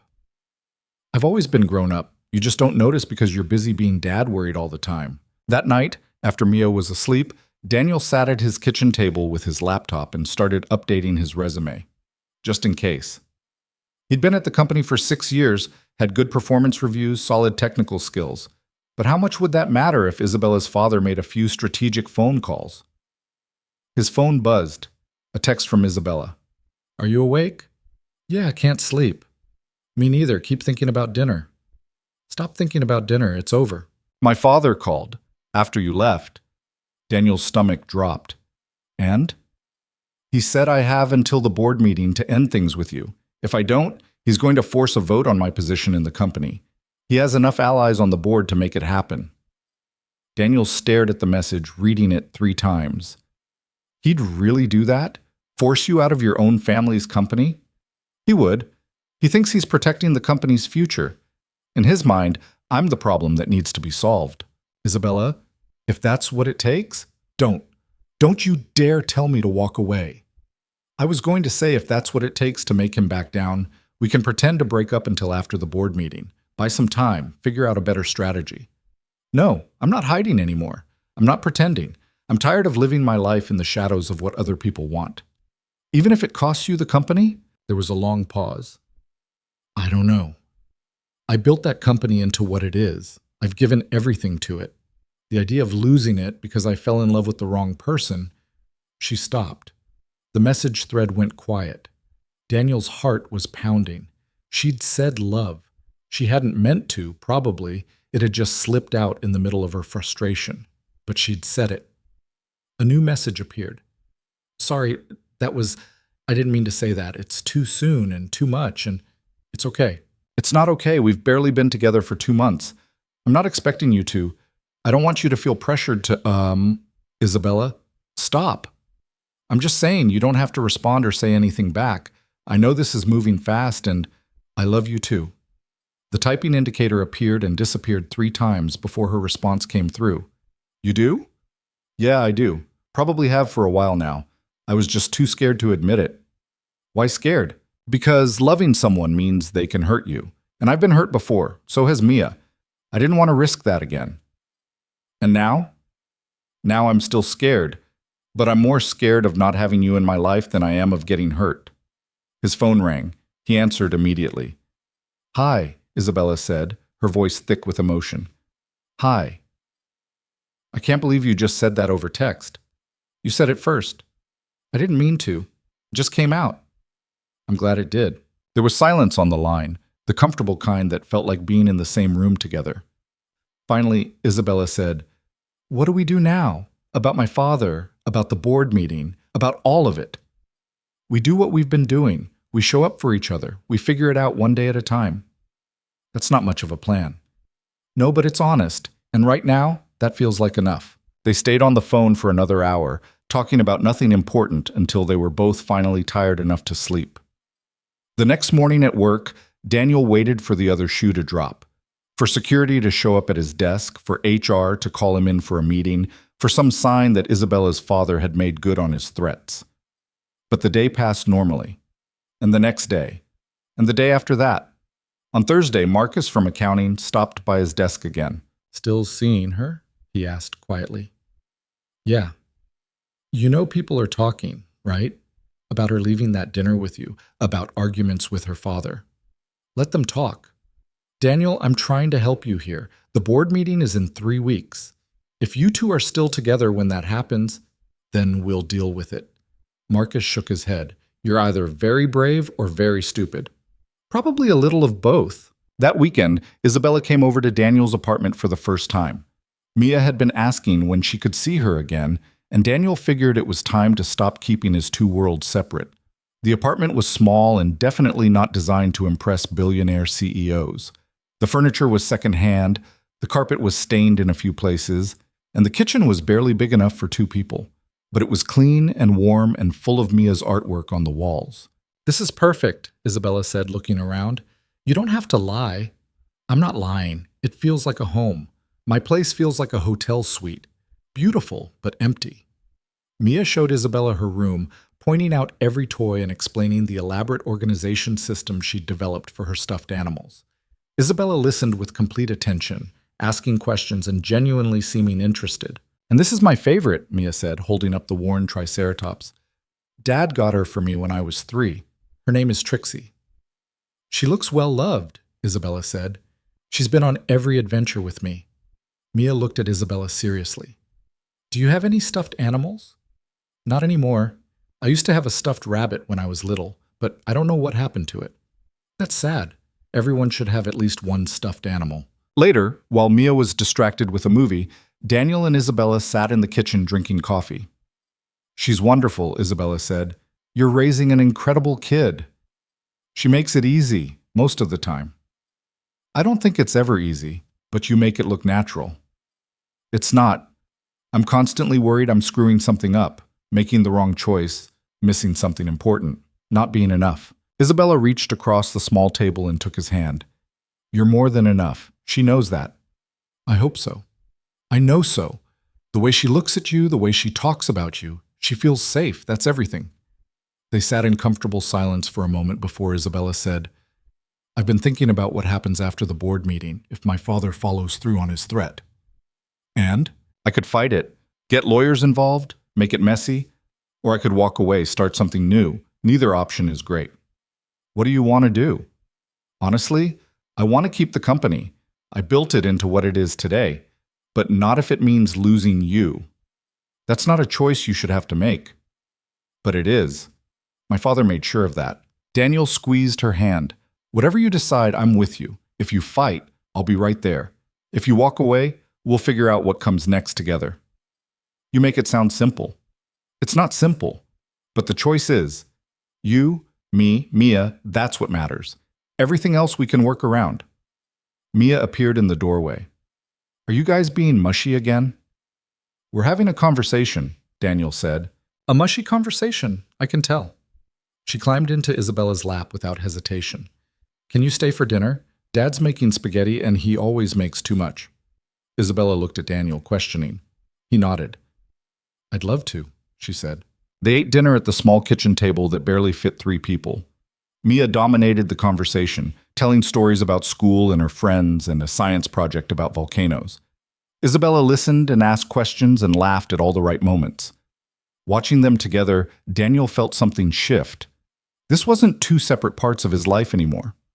This was his life, whole and complicated and terrifying and perfect. After dinner, Mia convinced Isabella to play a board game that had rules she'd invented herself and changed constantly. They played for an hour, Isabella getting increasingly confused about what was allowed while Mia declared victory 3 separate times. You're cheating, Isabella accused, laughing. I'm not cheating. I'm adapting the rules to improve gameplay. That's literally cheating. Only if you can prove it. Daniel watched from the couch, his chest tight with something he was almost afraid to name. This was what he wanted. This feeling, this moment, this life. When it was time for Mia to go to bed, she hugged Isabella goodnight. You should come over more often, she said. You're good at board games, even though you lose a lot. I'll work on that, Isabella promised. After Mia was tucked in, Daniel walked Isabella to her car. It was late, the street quiet except for distant traffic. Thank you for tonight, she said, for letting me in. Thank you for being here, for wanting to be here. There's nowhere else I'd rather be. She kissed him, soft and slow. I meant what I said, about loving you. I know, I meant it too. We're really doing this, building something together. Looks like it. It's terrifying. Absolutely terrifying, he agreed. She laughed, resting her head against his chest. But worth it. Definitely worth it. The following week passed in a strange blur of normal days and mounting tension. At work, Daniel felt eyes on him constantly. People whispering in break rooms, conversations stopping when he walked by. The gossip had spread faster than he'd expected. On Wednesday, he was called into HR. Jennifer Martinez, the head of human resources, sat across from him with a folder on her desk and an expression that gave nothing away. Daniel, thank you for coming in. Is there a problem? That's what I'm trying to determine. She opened the folder. Company policy prohibits relationships between employees at different levels of management. You're aware of this policy? I am. And you're aware that Isabella Laurent is several levels above you in the organization? Yes. So you understand why this is a concern. Daniel kept his voice steady. I understand that it looks complicated, but Isabella and I didn't plan this. It just happened.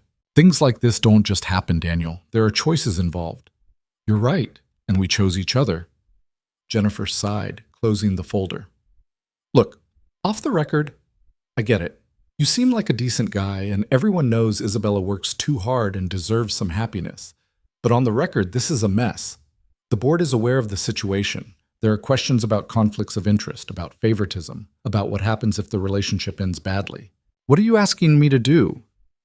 I'm asking you to think carefully about whether this is worth the consequences. For both of you. It is. Even if it costs you your job? Even then. She studied him for a long moment. You're either the most romantic person I've ever met or the most reckless. Can it be both? Despite herself, she smiled. Get out of my office, Brooks. And for what it's worth, I hope it works out. That night, Daniel told Isabella about the HR meeting. They were at her apartment this time, sitting on her couch with takeout containers spread across the coffee table. "I'm sorry," she said immediately. "This is my fault. If I'd been more careful, more discreet." "Stop. We both knew this was coming." "But your job, Daniel. If they fire you because of me, then I find another job. We've been over this. It's not that simple." "It is that simple. You're more important than a job." She set down her food, turning to face him fully. "The board meeting is next week. My father's going to make his move. I can feel it. He's been too quiet, too strategic. He's building a case. Let him build it. We'll be ready. Will we? Because I don't know what ready looks like anymore." Daniel pulled her close. "Ready looks like this. You and me facing whatever comes together. That's all we can do. I don't want you to lose everything because of me." "I'm not losing everything. I'm choosing what matters." She was quiet for a moment, then, "What if I resign? Before the board meeting? Just step down, walk away on my own terms. Is that what you want?" "I don't know what I want anymore. Except you. I'm sure about that." "Then start there. Figure out the rest later." They spent the rest of the evening not talking about the board meeting or her father or what might happen. Instead, they talked about small things: Mia's upcoming school play, a book Isabella was reading, plans for the weekend. Normal couple things, as if their relationship wasn't about to be judged by a board of directors. The weekend before the board meeting, Daniel took Mia to the park. She'd been quieter than usual lately, picking up on his stress even though he tried to hide it. "Is Isabella going to be okay?" she asked, swinging higher and higher. "I think so. Why?" "You've been worried, and when you're worried, it's usually about me or her." "I'm always worried. It's kind of my default state." "But more worried than usual." He couldn't lie to her. "Yeah, more worried than usual." "Is it because of her dad?" "How do you know about her dad?" "I hear things, and you're not as quiet on the phone as you think you are." She jumped off the swing, landing perfectly. "He doesn't like you." "No, he doesn't." "Because you're not rich?" "That's part of it." She walked over to the bench where he was sitting, climbing up beside him. "That's dumb. Being rich doesn't make someone good." "No, it doesn't." "You're good, Dad. You're the best person I know." His throat felt tight. "Thanks, Bug." "So if her dad doesn't see that, he's the one who's wrong, not you." She said it with such certainty, such absolute faith in him, that Daniel almost believed it himself. "What if things get complicated?" he asked. "What if I lose my job, or we have to move, or—" "Then we'll figure it out. We always do." She leaned against him. "Is Isabella worth it?" "Yeah, she is." "Then stop worrying so much. It'll work out." He wanted to have her confidence, her simple belief that things would be okay. But he was the adult here, the one who had to plan for worst-case scenarios and have backup plans and make sure his daughter was protected no matter what happened. His phone buzzed. "Isabella." "Dinner tomorrow night? Just us? I need to see you before Monday." He typed back, "Absolutely. Where?" "That diner, where it all started." The next evening, Daniel met Isabella at the same diner where they'd had coffee after the first rescue. It felt significant somehow, coming full circle. She was already in their usual booth when he arrived, and the anxiety on her face was clear even from across the room. "Hey," he said, sliding in across from her. "Hey, thanks for coming." "Of course, what's wrong?" She took a breath. "I've made a decision about the board meeting." His heart started pounding. "Okay, I'm going to resign. Not because my father's forcing me to, but because I choose to. I'm going to step down as CEO, take a severance package, and walk away on my own terms." Daniel stared at her. "Isabella, let me finish. I've been thinking about this for weeks. That company has been my entire life since I was 22. I've given it everything, my time, my energy, my relationships, and for what? So I can spend 80 hours a week in meetings and make decisions that make my father's friends richer? But you love that company. I loved building it. I loved making it better. But I don't love what it's become. And I definitely don't love what it's cost me." She reached across the table for his hand.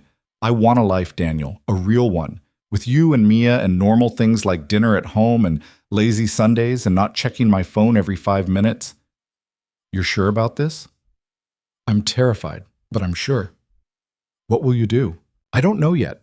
Maybe start something new, something smaller, something that's actually mine. Or maybe take some time to figure out who I am without a corporate title. She smiled nervously. Is that crazy? It's brave. It's impulsive. Sometimes those are the same thing. They ordered coffee, and Isabella pulled out her phone, showing him the resignation letter she'd drafted. It was professional, gracious, and gave no indication of the real reasons behind her decision. When are you submitting it? Daniel asked. Tomorrow morning, before the board meeting. I want to do it on my terms, not wait for them to force me out. Your father's going to lose it. Probably. But it'll be too late. Once it's submitted, it's done. Daniel looked at her across the table, at the woman who'd texted him 2 months ago asking for a rescue, who'd turned his careful, controlled life upside down, who was now about to walk away from billions of dollars because she wanted something real. I love you, he said. She smiled, some of the tension leaving her face. I love you too. And just so we're clear, you're not doing this for me, right? This is what you want? It's what I want. You're part of the reason why, but not all of it. I've been unhappy for years. I just didn't let myself admit it until I met you. They stayed at the diner until closing, talking through logistics and fears and possibilities. When they finally left, Isabella seemed lighter somehow, like a weight had been lifted. Want to come back to my place? She asked. I don't want to be alone tonight. Yeah, let me text Mrs. Chen. They drove separately to her apartment, and Daniel found himself thinking about how much had changed since that first night. Back then, Isabella had been this untouchable figure, and he'd been helping her escape from a life he didn't understand. Now she was walking away from that life entirely, choosing something new and uncertain, choosing him.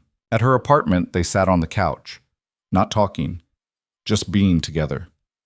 Eventually, Isabella fell asleep with her head on his shoulder, exhausted from weeks of stress and impossible decisions. Daniel stayed awake, watching her sleep, and tried to imagine what came next. A new job for both of them, probably. A different kind of life. Uncertainty and risk and all the things he'd spent 8 years trying to avoid. But also this, her hand in his, Mia's acceptance, the possibility of something real and lasting. His phone buzzed quietly. A text from Mia, sent from Mrs. Chen's phone. Don't worry so much, Dad. It's going to be okay. Love you. He smiled in the dark and sent back, Love you too, Bug. Tomorrow, Isabella would resign. Tomorrow, everything would change. But tonight, sitting in her apartment with her sleeping against his shoulder, Daniel felt something he hadn't felt in years. Hope. Morning came too fast. Daniel woke up on Isabella's couch, his neck stiff from the awkward angle he'd slept at. Isabella was already awake, standing by the window with her phone in her hand, staring at the resignation letter she'd written the night before. You okay? He asked, sitting up. She didn't turn around. I'm about to send this. Once I do, there's no taking it back. Do you want to take it back? No, but I'm still terrified. He stood, walking over to her. That's normal. You're making a huge decision. What if I'm wrong? What if I regret this? Then you'll deal with it. But Isabella, you've been miserable for years. At least this way, you're choosing something different instead of just accepting what you have. She looked at him, searching his face. You really believe that? I do. She took a breath, then hit send. The email went through with a soft whoosh. Just like that, it was done. Oh my God, she whispered. I just quit. You just quit, he confirmed. She set her phone down, her hands shaking slightly. My father is going to call in about 10 minutes, absolutely furious. Probably. The board meeting is in 6 hours. Yep. And I have no idea what I'm going to do with my life now. Welcome to how the rest of us live. She laughed, a little hysterical but genuine. This is insane. I just walked away from a multi-billion-dollar company. To be fair, it was kind of a hostile work environment. That's one way to put it. She turned to him, and despite the fear in her eyes, there was something else there too. Relief. Thank you for being here, for making me believe this was possible. You did this yourself. I just watched. Her phone started ringing exactly 9 minutes after she sent the email. Her father's name flashed on the screen. Here we go, she said, and answered. Hello, Father. Daniel could hear yelling through the phone even from several feet away. Isabella held the phone away from her ear, wincing. Are you finished? She said calmly when the yelling paused. Good. Because I'm not changing my mind. I submitted my resignation this morning, and by the end of the day, it will be processed. You can be angry about it, but it's done. More yelling. Isabella's jaw tightened. No, this isn't about him. This is about me finally making a decision for myself instead of following your script. I'm 30 years old, Father. I get to choose my own life. A pause. Then her expression shifted to something harder. You want to know if it was worth it? Ask me in a year. Ask me when I'm actually happy instead of successful. She hung up before he could respond. Her hands were shaking. Daniel took the phone from her gently and set it on the counter. You did good, he said. I just destroyed my relationship with my father. You set a boundary. That's different. Doesn't feel different. It will. Eventually. She leaned against him, and he held her while she processed what she'd just done. Her phone kept buzzing, texts from board members, from her mother, from colleagues who'd already heard the news. She ignored all of them. I should go into the office, she said finally. Clear out my desk before the board meeting. I don't want to be there when it happens. You want company? No, this is something I need to do alone, but thank you. He kissed her forehead. Call me when you're done. I will. Daniel went home to check on Mia before work. She was eating cereal at the kitchen table, still in her pajamas. You stayed out all night, she observed. I stayed at Isabella's. Mrs. Chen knew. I know, she told me. Mia studied him. Did something happen? You look weird. Isabella quit her job today. Mia's eyes went wide. Really? Really? Because of you? Partly. Mostly because she was unhappy and needed a change. Is she going to be okay? I think so. She's scared, but she's strong. Mia nodded thoughtfully. Change is scary, but sometimes it's good. When did you get so wise? I've always been wise. You just don't listen. At work, the office was buzzing with gossip. By noon, everyone knew Isabella had resigned. By 2, the rumors had expanded to include everything from a nervous breakdown to running away with Daniel to start a new life in another country. Marcus stopped by his desk around 3. Is it true? She really quit? She did. Because of you? That's what everyone seems to think. Is it true? Daniel considered the question. It's more complicated than that, but yeah, I'm part of the reason. Man! Marcus shook his head. That's either the most romantic thing I've ever heard or the most reckless. Maybe both. Definitely both. What are you going to do now? Keep working until someone fires me, I guess. You think they will? Probably. The conflict of interest issue doesn't go away just because she resigned. That's rough. Yeah. But Daniel found he wasn't as worried as he thought he'd be. If he got fired, he'd find something else. He had skills, experience, and references from people who weren't on the board. They'd be okay. His phone rang around 4. Isabella's name flashed on the screen. Hey, he answered, stepping out into the hallway for privacy. How'd it go? Strange. I cleaned out my office, said goodbye to people I've worked with for years, and walked out of the building for the last time as an employee. It felt surreal. I bet. The board meeting is starting in an hour. My father's probably going to use my resignation as proof that I was unstable, unreliable, all the things he's always accused me of being when I don't do what he wants. Let him. You're not there to defend yourself and you don't need to. I know. It just feels weird. Like I should be there. You should be wherever you want to be. Where is that? There was a pause.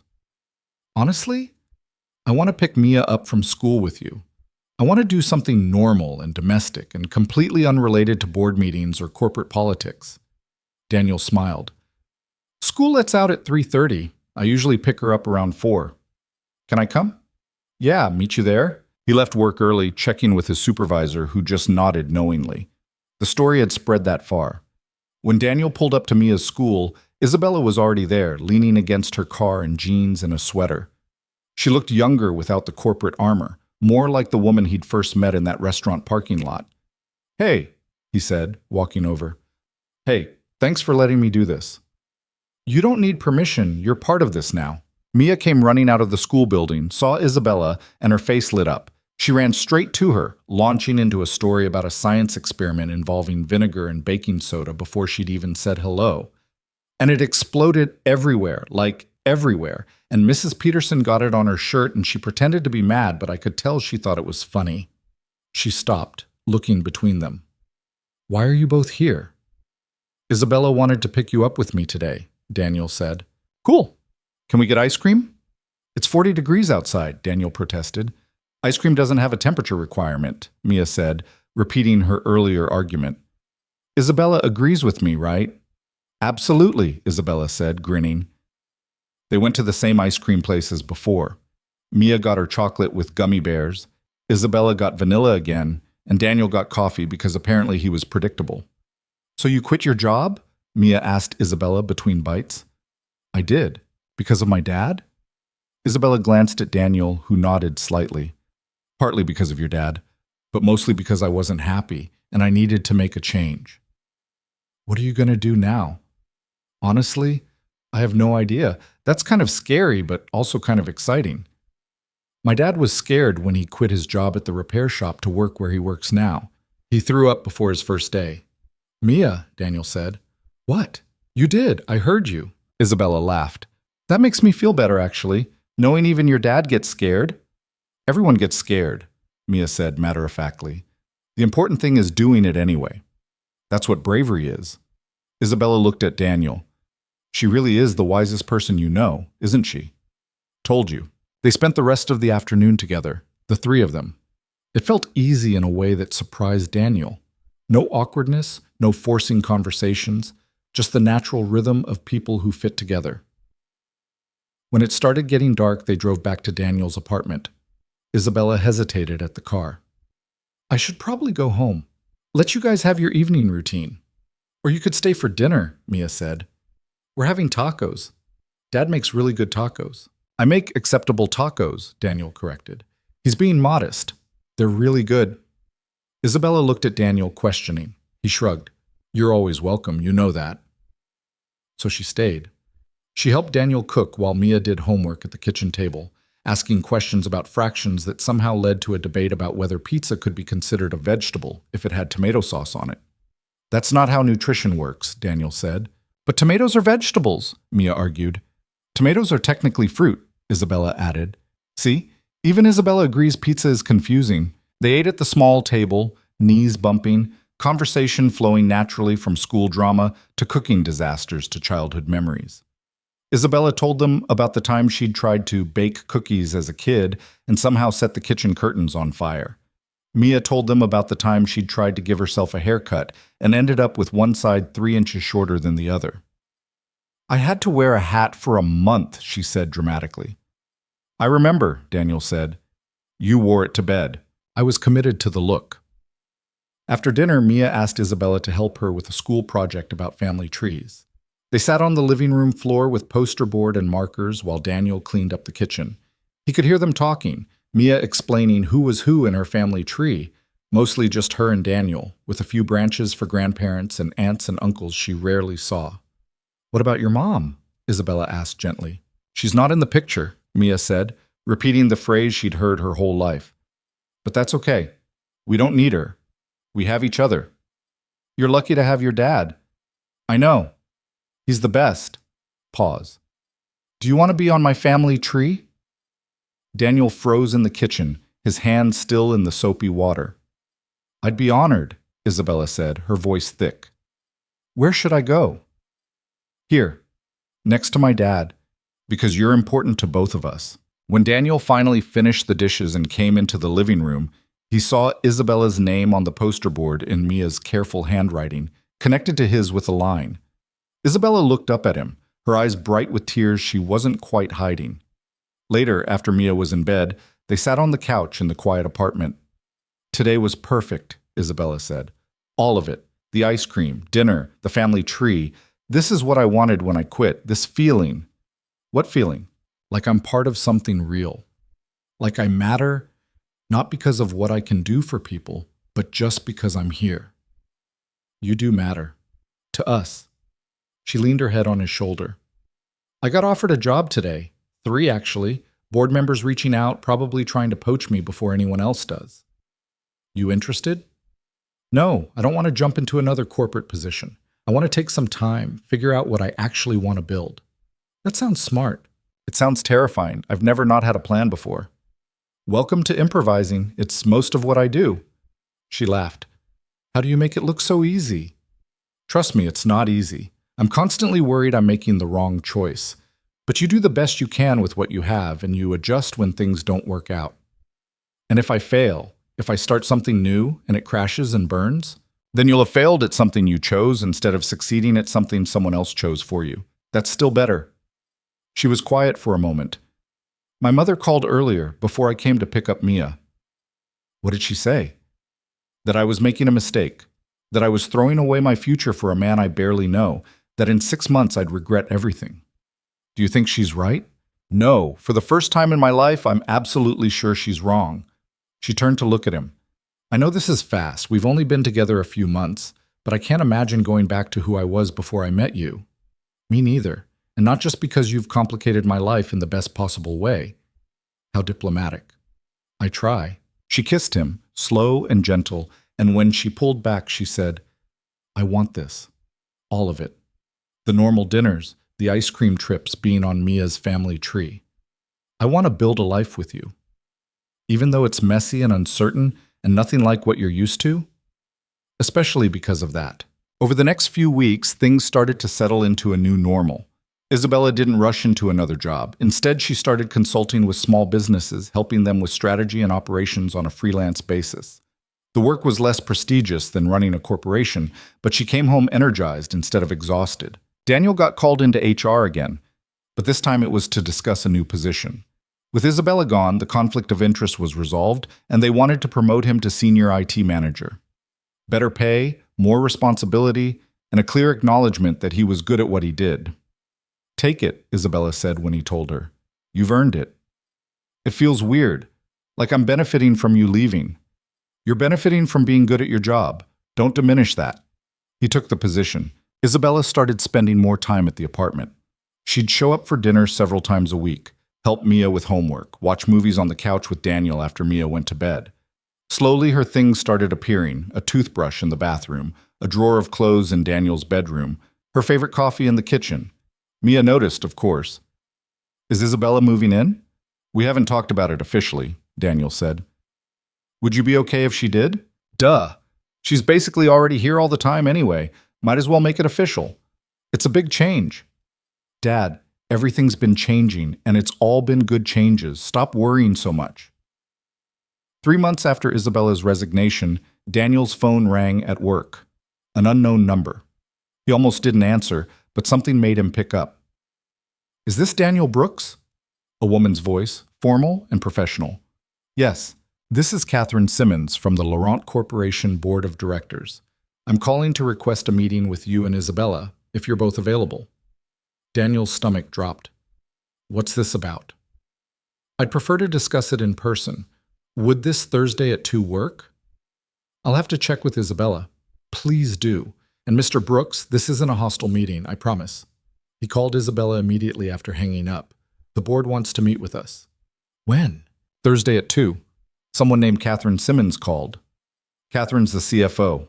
She's always been fair, one of the few people on the board who didn't automatically side with my father. Pause. Do you think it's about us? Probably, but she said it wasn't hostile. Should we go? That's up to you. Isabella was quiet for a moment. Let's go. I'm curious what they want. Thursday afternoon, they walked into the Laurent Corporation building together. Daniel hadn't been to the executive floors before. Everything was glass and chrome and expensive-looking furniture. Catherine Simmons met them in a conference room. She was in her 50s with gray hair pulled back in a neat bun and sharp eyes that missed nothing. Thank you both for coming, she said, shaking their hands. Please sit. They sat. Daniel's heart was pounding. I'll get straight to the point, Catherine said. Your father's leadership has become problematic, Isabella. Since your resignation, we've had 3 major clients pull their contracts, citing concerns about company stability. Employee morale is down, and there have been several complaints about hostile work environment issues that we can no longer ignore. Isabella's eyes widened. What are you saying? I'm saying the board voted to remove your father as CEO. We're offering you the position again, if you want it. Silence filled the room. Daniel looked at Isabella, trying to read her expression. Why? Isabella asked finally. Why would you want me back after I quit? Because you were right. About the direction of the company, about prioritizing people over profit margins, about modernizing our approach. Your father was stuck in the past, and it was hurting us. We need someone who can move the company forward. And you think that's me? We know it is. The question is whether you want it. Isabella looked at Daniel. He could see the conflict in her face, the pull of the work she'd loved, the opportunity to build something on her own terms, but also the fear of going back to what had made her miserable. Can I think about it? She asked. Of course. Take a week. But Isabella, this time would be different. You'd have full authority. Your father would no longer have any say in company operations. It would truly be your company. What about Daniel? Isabella asked. The conflict of interest issues. We're willing to make accommodations, transfer him to a different department, adjust reporting structures. If this is important to you, we'll make it work. They left the building in a daze. In the parking lot, Isabella turned to him. I don't know what to do. What do you want to do? Part of me wants to say yes, to take back what my father took from me and prove I can do it better. But another part of me remembers how miserable I was, how much I gave up for that job. Then don't decide right now. Take the week. Think about what you actually want, not what you think you should want. She nodded.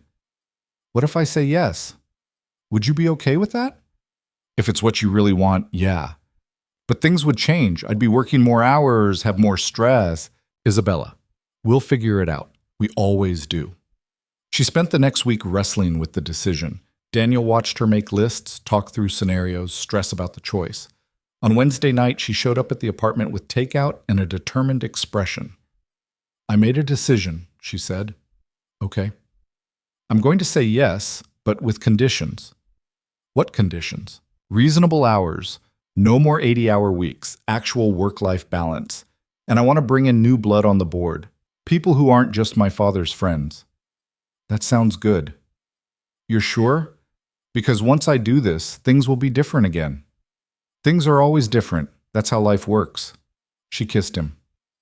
Have I mentioned lately that I love you? Not in the last 3 hours. I love you. And thank you for supporting whatever choice I made. That's what partners do. She called Catherine the next morning and accepted the position. The news broke that afternoon. Isabella Laurent returning as CEO, her father stepping down. The business press went crazy with speculation, but in Daniel's apartment that night, with Mia doing homework at the table and Isabella helping her with vocabulary words, it just felt like life continuing. 6 months later, on a Saturday afternoon, Daniel took Mia to the park. Not for any particular reason, just because it was nice out and she wanted to swing. Dad, she said, pumping her legs to go higher. Can I ask you something? Sure. Are you going to marry Isabella? He nearly dropped his coffee. What? Marry her. You know, wedding, rings, all that stuff. Sophie's mom just got married to Mr. Peterson, and it was really nice. We haven't talked about that. Why not? It's complicated. Everything's complicated with you. She jumped off the swing, landing with practiced ease. But you love her, right? Yes. And she loves you? Yes. And she's basically already part of our family? Yes. Then it's not that complicated. You should ask her. Daniel sat there on the bench, watching his daughter climb the jungle gym, and realized she was right. It wasn't complicated. He'd spent so long overthinking everything, planning for every possible outcome, trying to control an uncontrollable future. But the truth was simple. He loved Isabella. She loved him. They'd built something real together, something worth keeping. That night, after Mia was asleep, Daniel asked Isabella to come outside with him. They stood on the small balcony of his apartment, looking out at the city lights. I need to tell you something, he said. Okay, you're making me nervous. Don't be nervous. It's good, I think. He took a breath. Mia asked me today if I was going to marry you. Isabella's eyes widened. What did you say? I said we hadn't talked about it, but the thing is I've been thinking about it. A lot. Daniel, let me finish. I know this is fast. I know we've only been together for less than a year. But I also know that I want to spend my life with you. I want to wake up next to you every morning. I want to raise Mia together. I want all the boring, normal, everyday moments that make up a life. Are you asking me to marry you? Not yet. I'm asking if you'd want me to, if that's something you'd even be interested in. She laughed, tears streaming down her face. You're asking permission to propose? I guess I am. That's the most you thing I've ever heard. Is that a yes? She grabbed his face and kissed him. Yes, you idiot. Yes, I'd want you to ask me. Yes, I'd say yes. Yeah? Are you seriously surprised? Daniel, I walked away from $1 billion company for you. I think marriage is a reasonable next step. He pulled her close, holding her tight. I don't have a ring yet. I was going to wait until I could afford something nice. I don't need something nice. I just need you. I'm going to get you something nice anyway. Stubborn. You love it. I really do. 2 months later, on a Sunday morning in the same park where they'd had their first real conversation, Daniel got down on one knee. Mia was there, holding a sign she'd made that said, "Please say yes," with drawings of dinosaurs around the border. Isabella cried and said yes before he'd even finished asking. They got married 6 months after that in a small ceremony with just close friends and family. Mia was the flower girl, wearing a dress she'd picked out herself and shoes she complained about for weeks leading up to the wedding. These are torture devices, she'd said during the rehearsal. They're dress shoes, Daniel had replied. Same thing. But on the actual day, she wore them without complaint, walking down the aisle throwing petals with complete seriousness. Isabella's mother came to the wedding. Her father didn't. That hurt, Daniel knew. But Isabella held her head high and focused on what she had, instead of what she'd lost. During the reception, in the backyard of a small restaurant they'd rented out, Mia pulled Daniel aside. You did good, Dad. Yeah? Yeah. Isabella's perfect for us, and you look really happy. I am happy, Bug. Good. You deserve it. You've been taking care of me forever. It's nice that someone's taking care of you, too. His throat felt tight. I love you. You know that? I know. I love you, too. Even when you're being boring and dad-like. Especially when I'm being boring and dad-like. Exactly. Later that night, after the guests had left and Mia was asleep at Mrs. Chen's house, Daniel and Isabella sat outside under string lights, exhausted and happy. We did it, Isabella said. We did. My father missed it. I know. I'm sorry. I'm not. Not anymore. He made his choice, and I made mine. But she leaned against him. And I'd make it again, every single time. Even knowing how hard it would be? Especially knowing how hard it would be, because you were worth it. This was worth it. They sat in comfortable silence, watching the stars. Can I tell you something? Daniel said eventually. Always. The night you first texted me, when you asked me to rescue you from that date, I almost didn't go. Really? Really? I sat in my car for 5 minutes, convincing myself it was a bad idea, that getting involved would complicate everything, that I should just ignore it and stay safe. What changed your mind? I don't know. Something about your message felt honest, like you were really asking for help, not playing a game, and I thought, what's the worst that could happen? She laughed. And look where that got you. Married to a former billionaire CEO with a complicated family and a tendency to overthink everything. Best worst decision I ever made. Same. She kissed him softly. Thank you, by the way. For what? For showing up that night. For every night after. For choosing me even when it would have been easier not to. You chose me too. That first text. That was you choosing me. Best choice I ever made. They stayed outside until the early hours of the morning, talking about everything and nothing, making plans for a future that was uncertain, but theirs. Because that was the thing Daniel had learned over the past year. You couldn't plan for everything. You couldn't control every outcome or protect yourself from every risk. Sometimes you just had to show up, take the chance, and trust that it would work out. And sometimes, if you were really lucky, it did. Mia asked about siblings exactly once, 3 months after the wedding. Are you guys going to have a baby? Daniel and Isabella looked at each other. Do you want a sibling? Isabella asked carefully. Mia considered this. Maybe eventually, but not right now. Right now, I like being the only kid. I get all the attention. Fair enough, Daniel said, but in a few years, maybe. Someone to boss around would be nice. We'll keep that in mind, Isabella said, smiling. A year after the wedding, Isabella made a major donation to the local school district, funding art and music programs that had been cut due to budget constraints. She didn't make a big deal about it, didn't want press coverage or recognition. She just wanted kids like Mia to have opportunities. You're changing things, Daniel told her. I'm trying. It's different than running a company, but it feels more real somehow. Because you're choosing it. Exactly. She'd found her balance, running the company on her terms, with boundaries and priorities that made sense to her. She still worked hard, but she came home for dinner most nights. She made Mia's school events, she took weekends off, and she was happy. Really, genuinely happy. On their second anniversary, they went back to the diner where it had all started. The same booth, the same bad coffee, but everything else different. Remember that first night, Isabella said, when you showed up to rescue me and we ended up talking for hours? I remember thinking you were going to realize how boring my life was and never text me again. I remember thinking you were the first real thing I'd encountered in years. And now? Now you're the realest thing in my life. You and Mia and this weird, wonderful existence we've built together. Daniel looked at his wife, because she was his wife now. Not just the billionaire CEO who'd texted him at 9:47 on a Tuesday night. She was the woman who helped Mia with homework and burned toast on Saturday mornings and fell asleep during movies and made him laugh when he was stressed. She was home. I love you, he said. I love you too. Thank you for answering that first text. Thank you for sending it. They clinked their coffee mugs together, and somewhere in the city, in a small apartment that had become a home, Mia was probably staying up past her bedtime reading about dinosaurs or drawing elaborate family trees that now included both of them.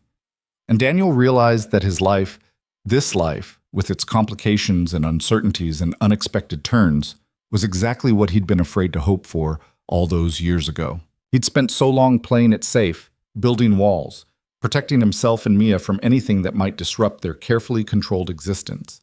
But the truth was, the best things in life happened when you stopped hiding and started showing up, when you answered the text, when you took the chance, when you chose love over fear, connection over safety, possibility over certainty. It wasn't always easy. Some days were still hard. Isabella's father still refused to speak to her. Money was tighter than it had been when she was CEO. Their schedules didn't always align the way they wanted, but they had each other. They had Mia.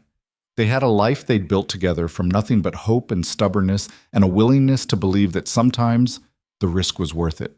And sitting in that diner, holding his wife's hand across the table, Daniel knew that every choice he'd made, every fear he'd pushed through, every wall he'd torn down, every moment he'd chosen to show up instead of running away, had led him exactly where he needed to be. Home.